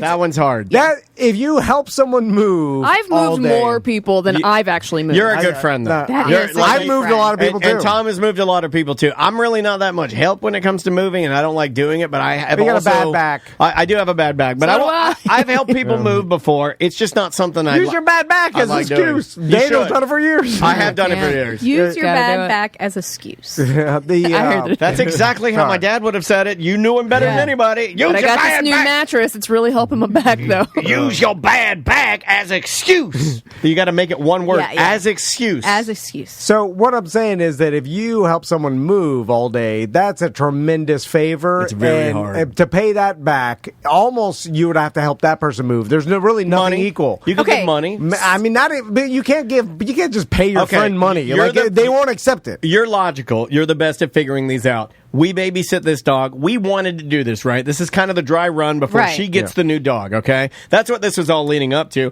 You have decided, and we haven't talked about this on the show, but you're getting a new dog, right? At some point, yes. Yeah, and we're on the list, and it looks like it's going to come up. And the lady said, "Do you want a girl or a boy?" Andrea said, "Boy." We're in line. It's locked in. We're getting one. We already have the name and everything. Well, you're testing it out. You had Caesar for 12 years. But it's 16 been years. 16 years since I had a puppy. Yeah, puppies are different, and also Maggie. We just want to see how Maggie. And Right. Maggie's great. This Maggie's is a fine. puppy. It's just literally doing the same thing Caesar always did. It just sits on the That's couch. kind of dogs we like. Yeah. Like my Hey. mom just got a puppy. It bite crazy again. It scratches her Pee-peeing whole leg. everywhere. Her arms are Chewing up her furniture. arms- I saw her arms. Marilyn's arms are blood crazy. Yeah. There's 105 cuts No. on her arms. She got band-aids everywhere. I go That's there. why we love this breed, Yeah, because it this just sits there. breed is Yeah. just crazy. Yeah. Okay, so my friend, we are babysitting him, puppy sitting Well, this him. is what I wanted to ask him. So Right. we're going through all his toys, right? Tyrone's toys, and we got everything. We're pulling everything out. He's being a good boy and everything. And then down on the bottom, there's a little card. We open up the card, and it says, and this is the type of person that your Yes. former boss was. She's just a wonderful human being. And she said, "Hey, thanks a lot for doing this. If anything happens, here's a 50 on me." And there's a $50 bill in there. Now, do No, we- we're not. I don't not think we accepting get that back. it. We got to get Yeah. that back, right? I'm going to stick it back in the bag and Now- give it back. Yeah. Now, here's the. If you here- took it, it's trashy, and Well, that's hold her on. way of wiping her hands with the favor you did for her. You have to hold that favor above now the scales of justice have I don't tipped. think friends are supposed to do that. Oh, no, that's how everything And works. she's so Even friends. she's Now, so Maisie I know Yeah. exactly who owes me favors and who I owe them favors. Now, Maisie- Every single- call in, I'll tell you. Now tell me what your favorite talk. So Maisie goes. So Andrea pulls a card out, pulls the 50 out. Maisie goes, "Ooh, $50," and then Andrea goes, "Oh, we got to give that back." And Maisie goes, "No, we don't." It's a teaching technically moment. you don't. What do you think about that? Well, I mean, 6 years old. You want to just get Yeah, the money. she wants the money. Yeah. I think she already grabbed it. So, but it is the easiest favor to do. Like, I've watched both of your dogs. It was a nothing. I Oh mean, man, if I would have let you watch my dog, terrible. Bite your Bite sandals you great. off. Right. All your kids would be dead. Would you My watch? dog hated kids. Would you watch your mom's dog bite the bitey Would you or bite the other Bitey one? or puppy Buddy too? well, that weighs the scales of justice down But a little it's more. family. No, I'd watch my mom's dog, but I would now Question. expect a heftier favor. Now she's going to watch my sons like 5 or 6 times. Okay, serious for question. one dog watch. Serious question, trying to figure out the math on this. What about the times that you've had to feed and or medicate and or watch and or clean birds? Well, Are you owed anything, or is that because that's Crystal's mom? That's not a negotiable. That is not a deal. She watches the boys, I bet. Yes. Okay. And so in makes sense. lots of situations where Crystal's got to go show a house, I'm at work. But isn't that grandma's job? It's, well, I mean, you know, I thought that's part of the deal when you had kids. It is, but there's still, you leave your house where you could go and watch. But now my sons are much like a lot easier than the birds. Like a Westie. Yeah, like Caesar used to be. This is Tyrone. Tyrone. He is named for the Erykah Badu song. Yeah, he of is the same. He is named after the Erykah Badu song Tyrone. So do you even know that song? Yes, I do. Oh, you gotta call Tyrone. I know. I know. I know all songs. Crystal likes that song. I know the best songs. I know all songs. It's fun talking like that. Tyrone. Anyway, I forgot what we were No, we were just talking about grandma versus watching kids versus birds. Yeah, but if you ask your mom to watch your kids so much, like it is kind of a reach too far. Like, yeah, grandmas watch grandkids, but to how much? Every week? Right. Usually it's like a once a month type of deal or that kind of thing. But anyway, I'm just saying that watching animals or dogs is an easy favor, but it seems like it's harder. Cat watching way easier. Yes, yeah. You just don't leave them. You don't have to watch them. You just pop in like once a day. You're good. Yeah, if you put water and then food, clean the litter box. Yeah, okay, so I give you guys a lot of. They're disgusting. I give you a ton of. Oh, wow, I was going to go a little more positive. Gonna have you watch my cat the next time I was out of town. Hey, I just do that to see if he'll react, and you know what? He will. I'm coming around to cats, I think. Yeah? I always give you guys the negative. What? I have been less negative towards cats lately. I've been kind of liking them. This is the first in 46 years of living. Which cat have you hung out with lately? I like Paisley. Oh, there's one that's around the corner here that when we walk by, but it's a fancy cat. Everything's fancy this year. It's a Persian. It's got the smush face. Yeah. Oh, I love a smush face. So Maisie freaks out. Oh, Maisie, so cute. And anything. I'm just like you. Anything that my daughter's into, I'm into. The fact that Maisie loves the Tesla has rooted me. I'm Tesla man now, right? Because my daughter loves the Tesla. That's the way it works. Whatever your boys like, you love it the most. And she loves this cat Paisley, and it's a damn cool cat. It just sits in the window and watches everybody and gets along with its bulldog brother. Yeah, it's cool. I like animals. Crystal called me yesterday. I don't know if you guys heard this. Dog. She called me. Dog. And then she's like, the boys have something to tell you. I love work, by the way. This is like a twice a week thing. I love these because they're fake, too. Like, the boys don't... That has never happened. She set them up, Yes. I do this with Maisie. I go, hey, we're going to call your mom. This is what you're saying. By the way, what happened to not bothering your husband at work? Or is I trying? I don't bother my husband. I guess I was just saying that to make yourself feel better. Who are you talking to? Just throwing it out into the universe. And so then the boys have something to tell you. And then I'm just I hear the car running, and they're like, "We're leaving you, Daddy. We want a dog." And then I'm like, "We want a dog." Well, this doesn't feel set up, right? So I'm like, "Do you?" And then they're like, "Yeah."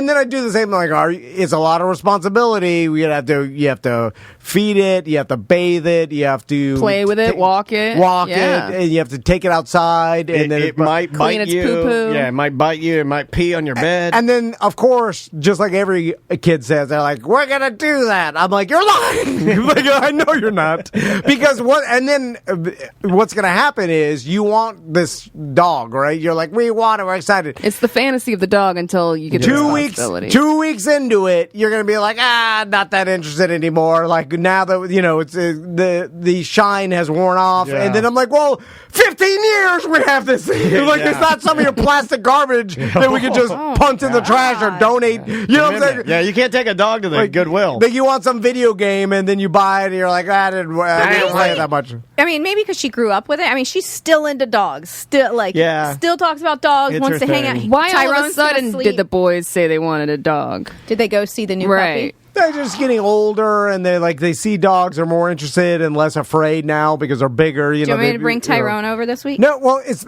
my whole thing was that I'm like they're going to become disinterested in it, and then it's just our responsibility. I mean, they're not going to be as hot on it as they are before they get it, and I know this because it's that's a boat dog. You take boating, you take it like it ain't going to be that. Like you guys need a big dog, like a big water dog. Oh yeah, my wife like a big golden retriever swimming. Lab. No, it's not going to be pure. It's going to be a lumpy S dog from the shelter. Though it has some sort of PTSD from getting burned earlier in his life or whatever. And I did 5 tours of Korea. And then we're going to have to give it chemo, and we're going to have to give it like 10 pills a day. And then they're like, it got nervous and vomited. It lost its bowel. And then I'm like, what? We paid, like, this is what, 15 years? And then no, it won't be. That's the beauty. It stinks in here like a dog lives here. That's like the beauty. Senior dog, yeah. Yeah, that is the beauty of really unfortunate lump dogs is that they don't live that long. Why couldn't you adopt a senior dog? Yeah. They're already house trained. They're already, and so you can test it out. Yeah, so every couple of years you can have it die on you and you can cry. Yeah. Well, I won't. I mean, it's that I don't like it dying every couple of years is a selling point to me. Your boys would cry. It's a 15-year jail sentence. Is the it's or just like here, take care of this for 15 years. You think about dogs like I think about kids. Well, that's what I am. Team no dog. Yeah. Okay. And, you see what I'm saying? All right, I'll support you in this. Are you nervous about that you won't be able to go places as much? Yes, because there's dog walkers. There's people who take the dog with you. That's kind of what we do. We take Maggie with us everywhere. We have a BDM that we literally talk to for Weird Job Wednesday that dog sits. We're unorganized, and we just take the dog with you. You can take it most places now. Because Crystal is going to have a freak out if the dog falls off the boat or it doesn't know how to swim. Give him a life jacket. Now I'm putting a life jacket. Hold on. How about we just don't know it? I love a boat dog. I got to help Tom here. I am not putting a life jacket on a dog. And then there's the dog's too hot because we got goggles on. Its eyes are burning. Give it its pump sub. Yeah, we got to leave. It pooped on Disappeared Island. And, I'll give him little swim shoes. It's barking at this person. It's it's doggy aqua socks. Don't get close. The dog's close to the babies. I'm like friends self babies, and it's like all of a sudden you got sticks in here. I stepped in poop in the backyard. I'm gardening. All this stuff that is inevitably going to happen. Yeah. How about I just say no. Yeah, I'm with you. And then it doesn't happen. All this headache anyway. Yeah. Your kids in therapy down the road are going to talk about how my dad thought it was a death sentence or a death sentence for us. We could never have a dog, and I don't think you openly talk about that with your boys. No, I circle talk them until they get disinterested because I know because they're me and they don't care about nothing. Till we get our puppy. Yeah, but we'll bring it over for pool days. But that's okay. If they walked in here and cried and begged for a dog, and I saw them, and they come there like petting this dog, Tyrone. And then listen. I'm soft. I'll get them a dog. Get them whatever they want. You want dog, drugs, whatever. I will enable anybody. I know them. They don't care. That's why I'm like I'm gonna hinder myself for things they don't even care about. Does your wife want one? Well, she's the one that's home. She would take care of She wants a dog. She wants a wood wall. I can only do so much. I'll stay in the wood wall. The dog, it stinks. Anyway, we got to take a break. Bye-bye. Welcome back to A Corporate Time on Zoom with us right now. We haven't seen him since pretty much the dead middle of COVID when he was... don't say dead middle of COVID. Yeah, don't say dead. I'm just saying... Crazy. I feel like it was right at the heat of it. And, he was doing his, he had to show. Pivot. He had to pivot. Virtually. Well, he pivoted. And he's on the line with us right now. Ladies and gentlemen, Piff, the magic dragon, the only magic dragon we know. What's up, man? Not much. I'm back in the garage you last saw me in. Yeah. Well, you built it. Let's talk about the garage for a second. You built that out as your pivot, but now you've got the new special, Reptile Dysfunction. And that's out now. And is that a YouTube product? Where can people find that? YouTube.com/Piff the Magic Dragon. Go watch it for free. I don't want your money.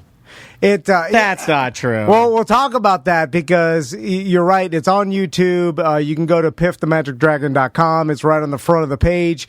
And Piff, I want to. This is a great special, and it's different than most comedy or magic specials I've seen. Because and I really liked how you put it together, and because it's not only the stage show, but it's street magic, and then produced bits, and then some behind the scenes stuff. It's like watching a feature film. It's like kind of like a documentary almost of like not only the stage show, but the street magic, and then like the comedy bits. So.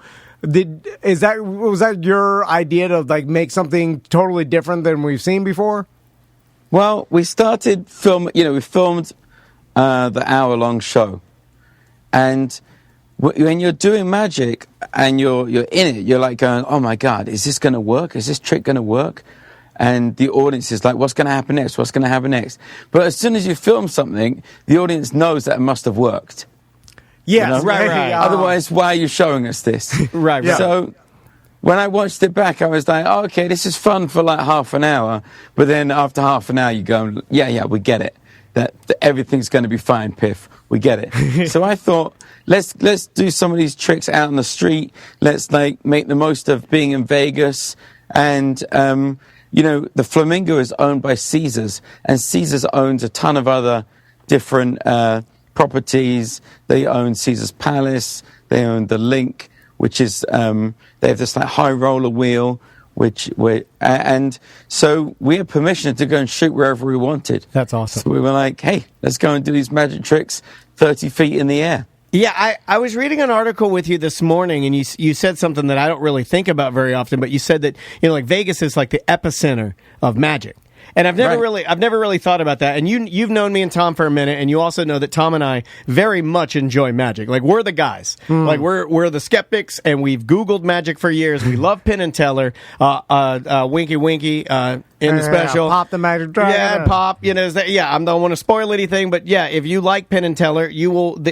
This is in the same quiver, right? Yes, you got Piff in there. Yeah, but I never really thought of Vegas as being like the epicenter of magic. And I also like that it feels like you and Penn and Teller, and there are a select group of people that are kind of guarding and also like paying homage to Las Vegas. Like the fact that you're, at the Flamingo, the fact that, was it Wayne Newton that was on that stage?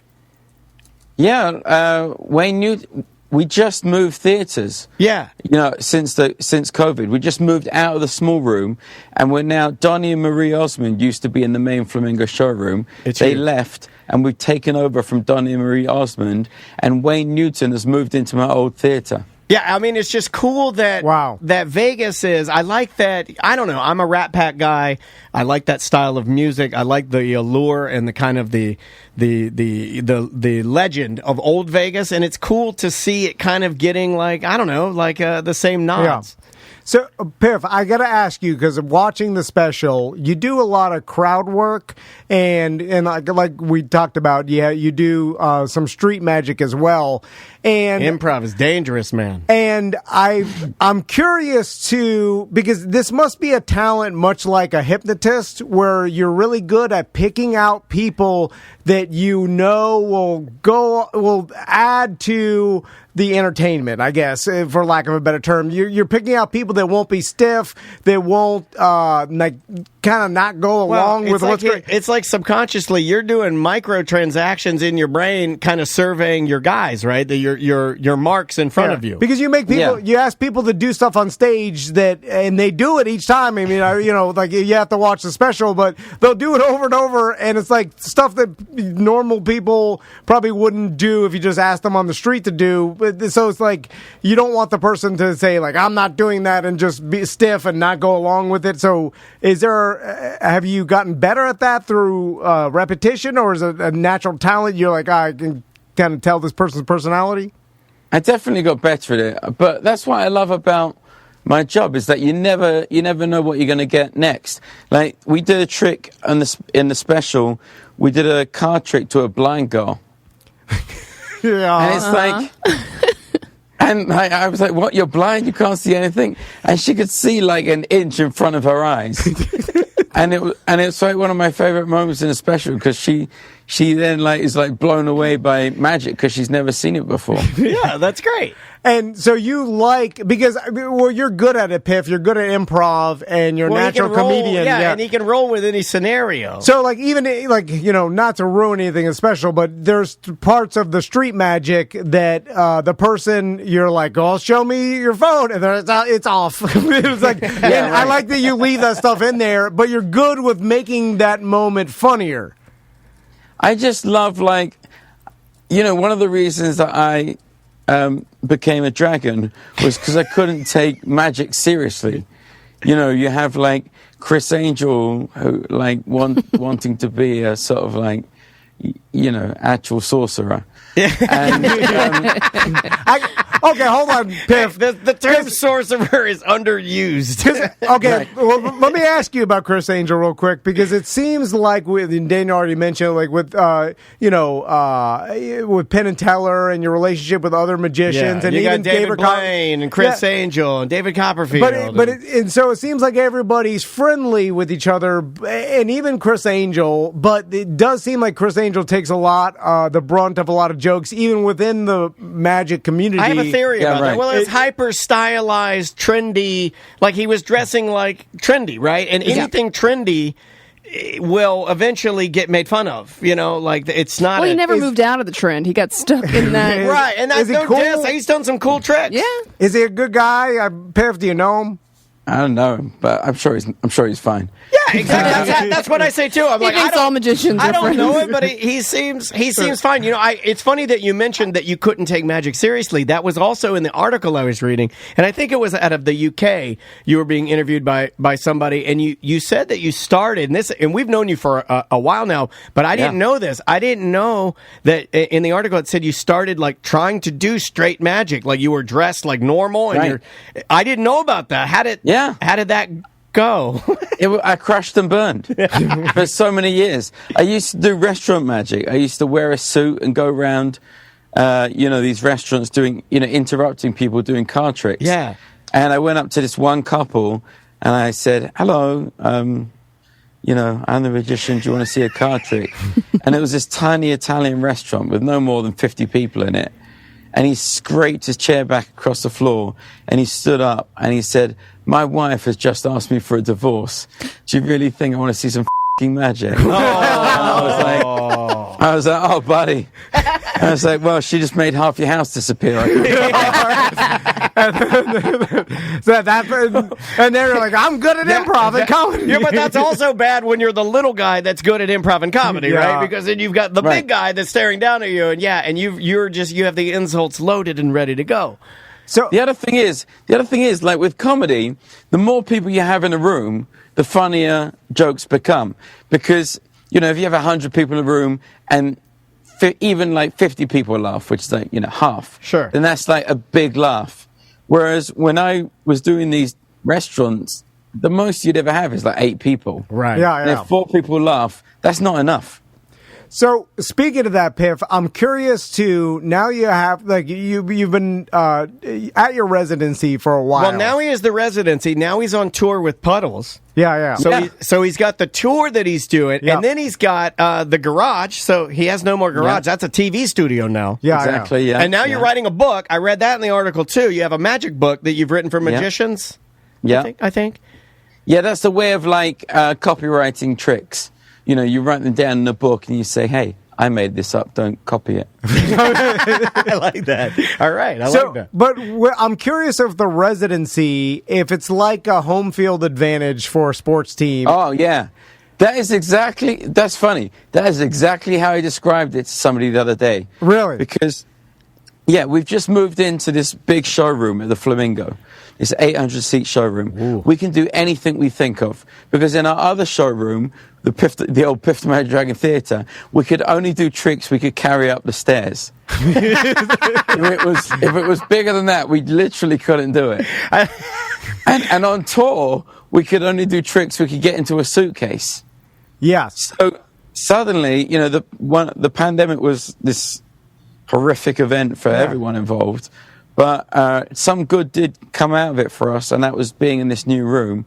So we've now got a show which is just like, it's like the tricks we've wanted to do for all time.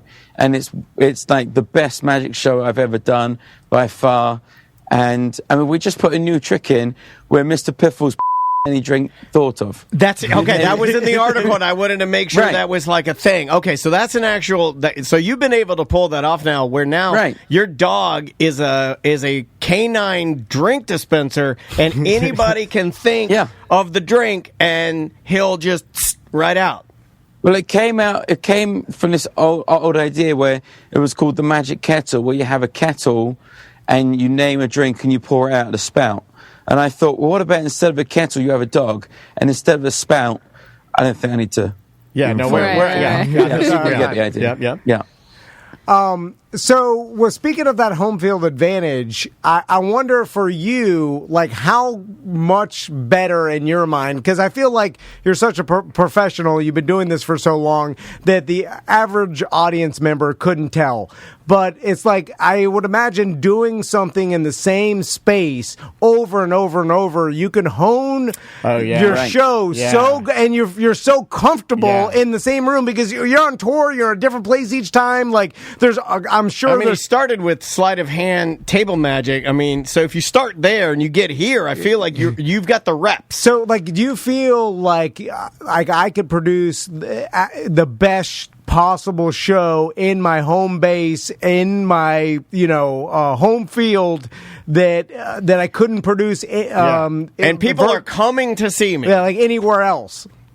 Yeah, it's like I've got I can definitely do the best show that I will ever be able to do at the Flamingo, and it's like a golf swing. Like you just keep doing the reps, and like some nights you get a perfect swing, and other nights, because like we always use members of the audience, you have no idea what they're going to do. Yeah, you just have no idea. I've had kids vomit on stage. You just never know what's going to happen next. What also what do you do when they vomit on stage? You just laugh at it. You get somebody to clean it up. You got to move the dog away because dogs love that stuff. But they love it. Yeah, they can't get enough of it. Yeah, it's like treats. But Piff, you're the type of dragon that loves when things go wrong because I feel like you can then you look at it as an opportunity to make a unique moment funny. Right? Vomit for a dragon is right. I aim every show. I want people to go out feeling like, oh, we were at the show when such and such a thing happened. Like something you only could see it that night, and it was truly unique. And you know what also warms my heart, and I don't know, I'd love to ask you this question. I'd love to ask you, did you think, because I'm sure you've heard it a million times from people that are like, oh yeah, here's the guy in the dragon suit, not gonna last, right? Right. You probably heard that a million times. But the residency, the tour, the book, the special, it's like, how many years now have you been a dragon? Oh, I don't know, since 2009. So my point is that, like, that doesn't matter. None of that matters. We had somebody to tell us that we could never do a show with two hosts. It would never work. I love it when people say things that they're completely talking out of their ass. They have no idea what they're talking about. I love that. So it's just awesome to see. And how many suits do you have now? How many are you up to now, including Penn suit? I've lost count. I have tens of thousands of dollars worth sort of dragon outfits. That's awesome. But no, I love that. Like, I love walking on stage and knowing that you're about to like blow away the audience, and knowing that the audience they just have no idea what's coming. They think, who's this idiot in a dragon outfit?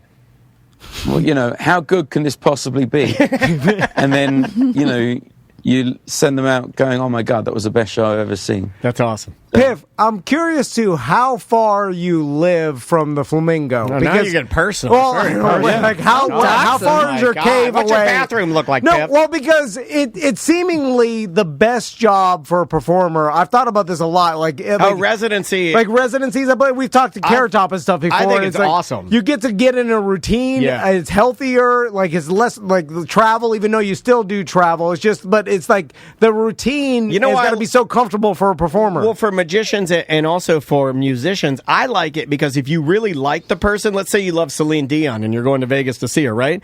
You're getting her room, like you're getting Piff's room. So, of course, it's going to be the best show. It's his room.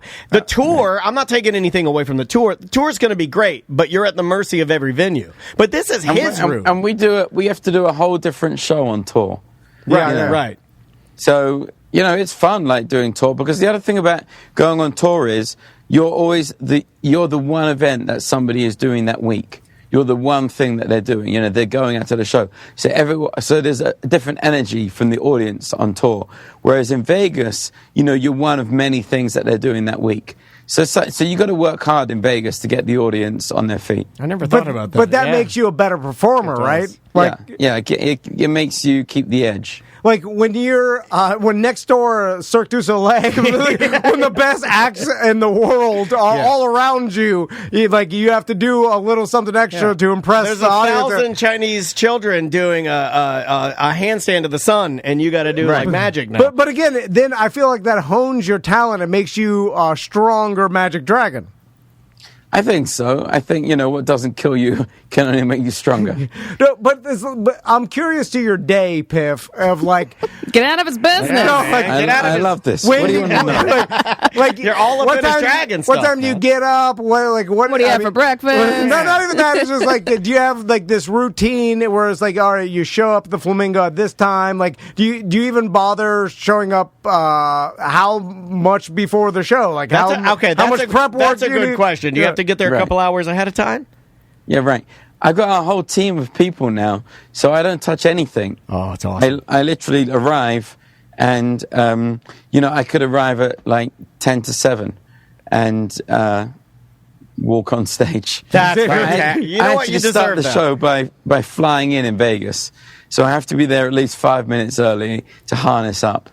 That's fantastic. That's just fantastic. So at this point in time, you've got the majority of your day. It's funny because the only reason I asked is we interviewed Carrot Top one time in Vegas in his the cave. Yeah, his office area. Yeah. And he was talking about he's like, that's why I started working out. I had so much time during the day that I would work out, and there was he had the whole day, and then he'd show up. He had a bunch of guys that would set up his stuff, and he had his DJ and his producer would have his cues and everything. And you do the show so much that it's I don't need to. There's no practice. Obviously, I don't show up 5 minutes before. 50 years, hammer it out. So most of your day, I know you're still grinding, but do you play golf?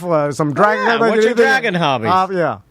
I played golf yesterday, but it's Las Vegas, so it's like playing golf on the sun. Yeah, I didn't think about that. Well, we're in Orlando, so we're like Sun Junior. It's real hot. Yeah, exactly. No, I always try and work on new stuff. So at the moment, the tour's coming out. The show in Vegas is in a good spot right now. So that is just about continuing to do the reps there. But we're going on tour with Puddles, Pity Party, who's this clown with a golden voice. Oh, yeah. Puddles has been through Orlando a couple times. Yeah, he's a good entertainment, wonderful voice. Yeah, he's a great guy. So, we work on that material, and then we're always pitching ideas to TV shows and trying to work on the next thing, and then. I also the great thing is I'm in town with Penn and Teller, so I get to. Yesterday I went and had coffee with Penn, and we hang around and talk about different ideas for tricks and come up with new stuff together. That's awesome. So, that's got to be amazing to just sit and talk craft with dudes that are those are the guys that truly got me into magic. They're the geniuses. They're the ultimate goats. Yeah, for sure. Yeah, they definitely are like the Tom Brady's of magic for me. Yeah. Is there ever any scenario where a high-rolling Japanese businessman comes into town and he's playing Wow, like this is gone. This happens in Yeah, Vegas? okay, Though. all right. Or some sheik comes into town and Okay. he's he's just blowing millions at the casino, or whatever, and then he wants to me Piff. Yeah. He said he's like, get me Piff to come up to my suite and Okay, I perform can see this happen. a private show for me, and I'll dragon. I'll pay him $200,000 or whatever. It's like, does that ever happen? No.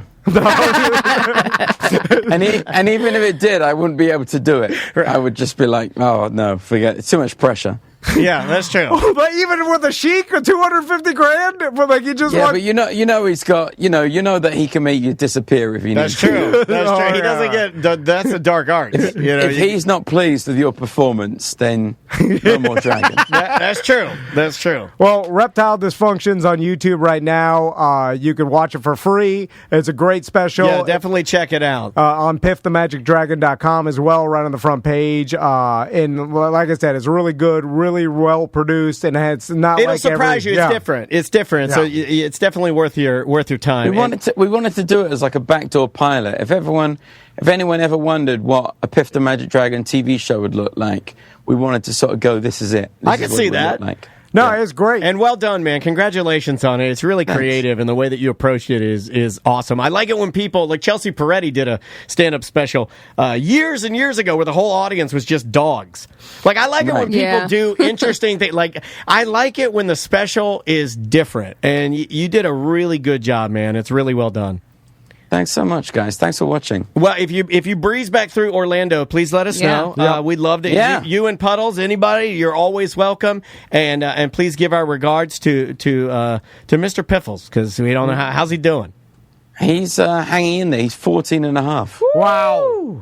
Yeah. He's just. I like chill out a little bit. the types of dogs that just sit there and don't do anything. They're great. They are the Right, best exactly. dogs. Yeah, they're the best ones. Well, Piff, it's great talking to you. We'll talk to you again soon. Come and do Tom and Dan go to Vegas. Let's want do to. it. Let's do it. You want to do it? Listen. I want to go to Vegas. Wow, this guy's. Well, he loves betting. I love magic and I love shows. He Piff, loves betting. He has a gambling problem, and I like strip clubs. There we go. Got the trifecta. Got it. What can go wrong? Can we get like a behind the scenes VIP something, or like Always in it for the free No, stuff. I'm just saying, like if we showed up, we're gonna be like, oh yeah, come, I'll give you a tour of here's garage. We'll be sleeping in Pip's garage.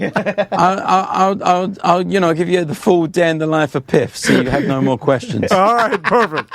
Well, Piff, we'll talk to you soon, okay?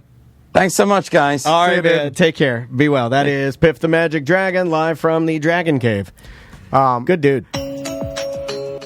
Welcome back to A Corporate Time. We are inside Daniel's Tesla. Yeah, we're in the car now. I'm sitting shotgun. Samantha's in the back behind Yeah. Daniel. And we're going to drive over to the location Daniel chose to do the 15-mile-an-hour challenge. This, by the way, it's so weird.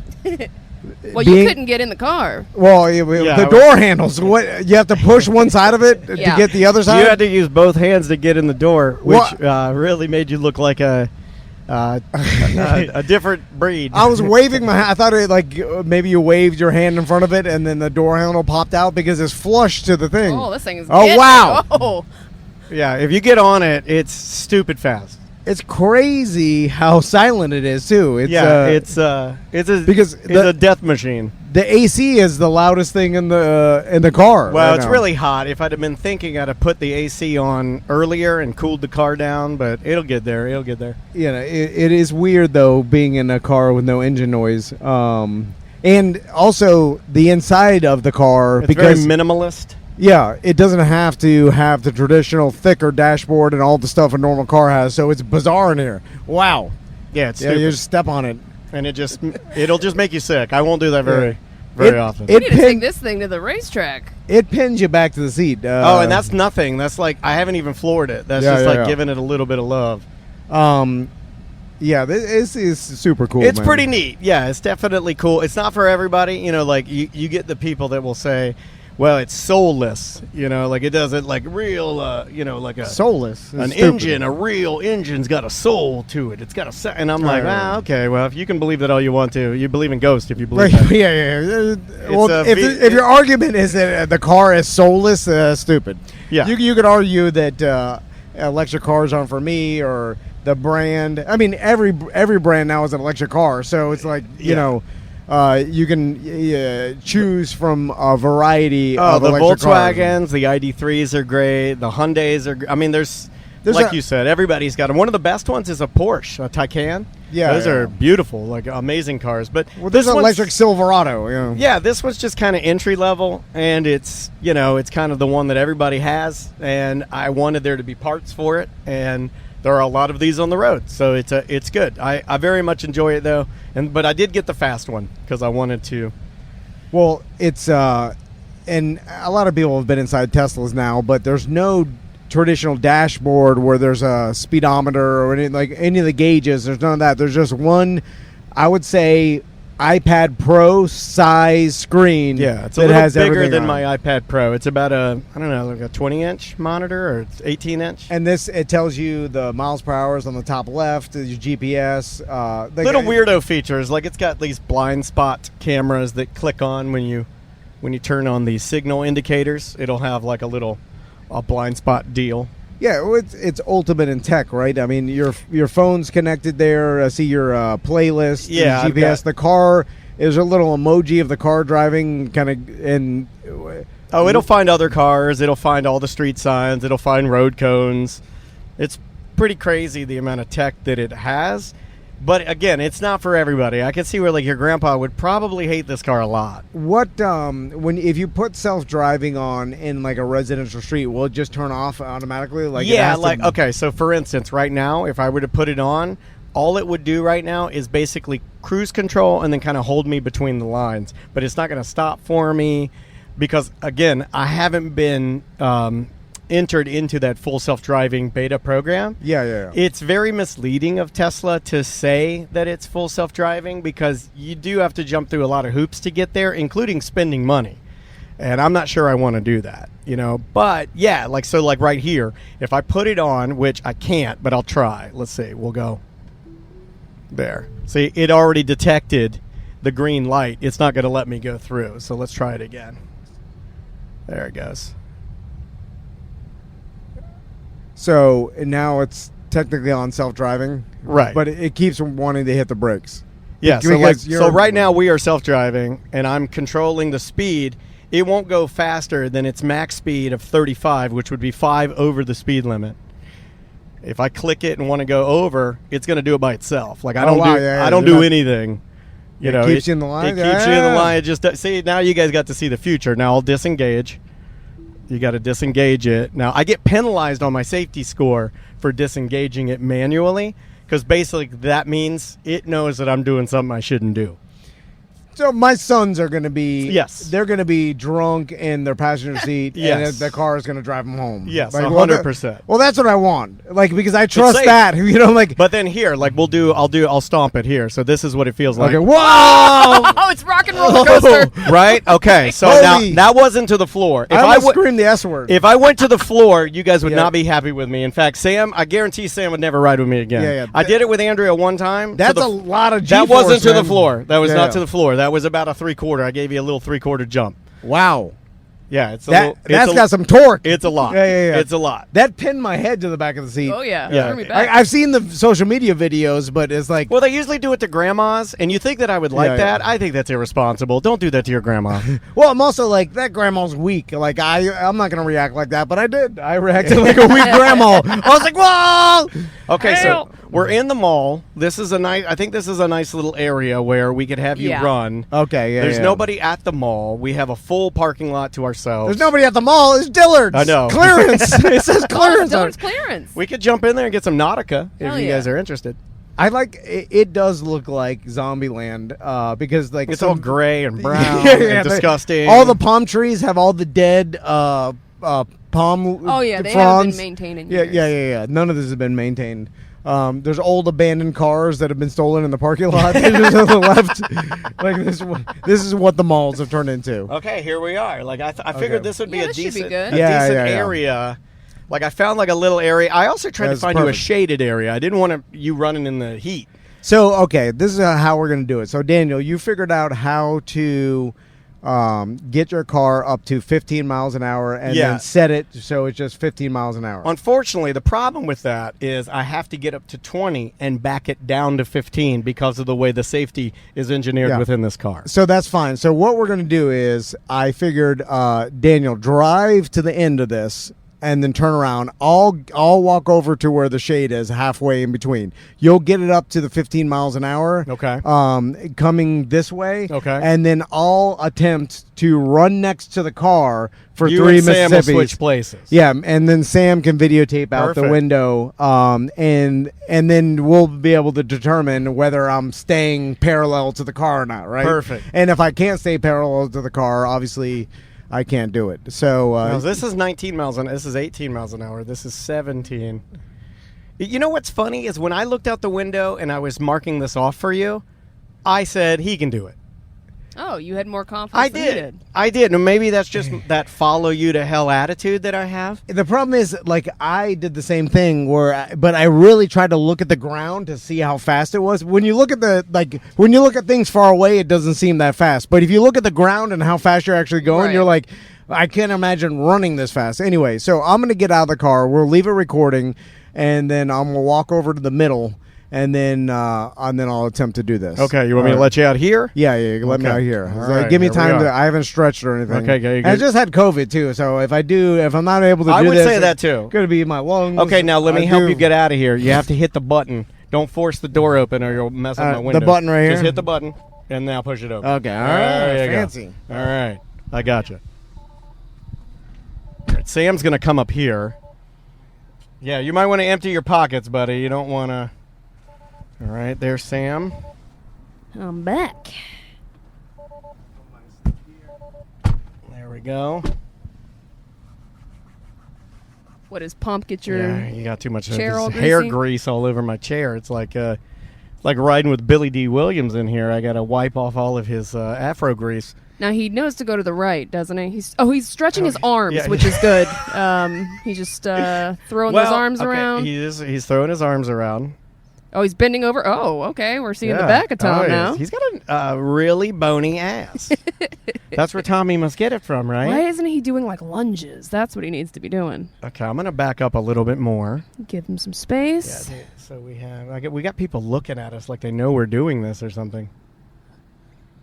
Okay, he's just stretching. He has only stretched his arms. He is not. He has yet to stretch his legs. Trust me, as a man, we got a thumbs up. He's ready. He said. He's ready to go. Okay, so I'm gonna have to run it up to 20. Here we go. Oh, still stretching down there. And she's videoing. Got to get it up to 20. There's 15. Oh, normally there's a police officer over here, but I don't see him today. No, I think we're good. Okay. There we go. Sorry. All right. Drive again. Here we go. Here we go. We're getting it up to 20. Well, he's not beside us. It's not doing it. It won't do the auto steer for me. We don't have a long enough area. Oh, hold on. Okay. Try to go all the way back. I'll stay here. Okay, we're doing it again. We're going all the way back this time. Yeah, that's it. Gotta be able to auto over. Hey, get into it. Hey, come on.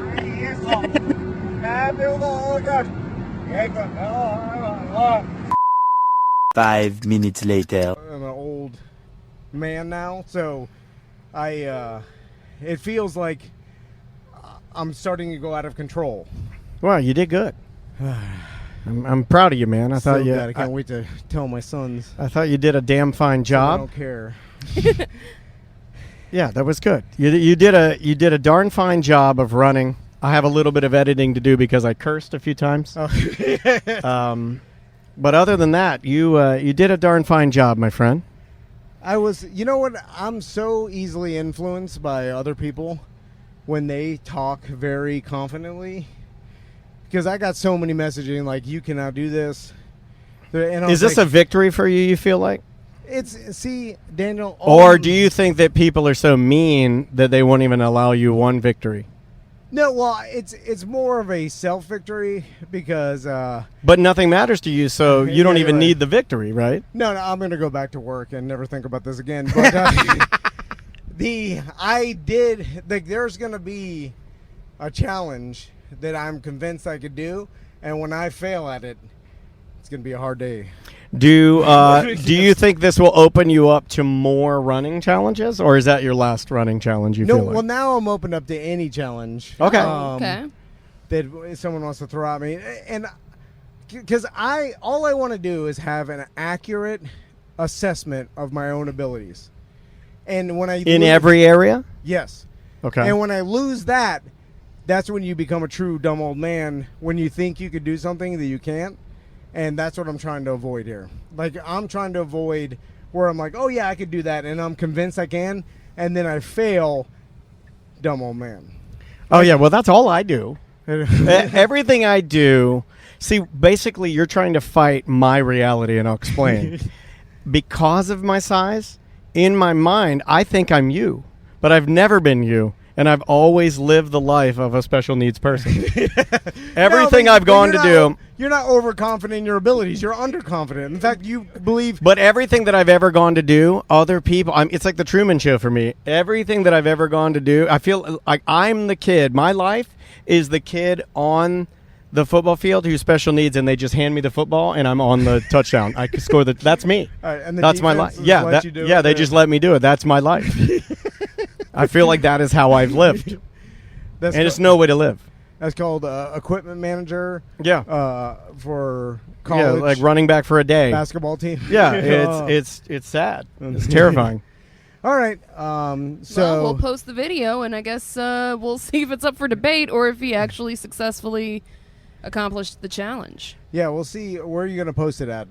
TikTok? Yeah, I'll do TikTok We're first. Put it on Parler or possibly Gab. Well, that's where most of my well, let's put it on Gab and see if we can get some traction. I didn't know about Gab. Well, Gab is where you make the plans for the attacks and stuff. All right, guys. We will see you next week.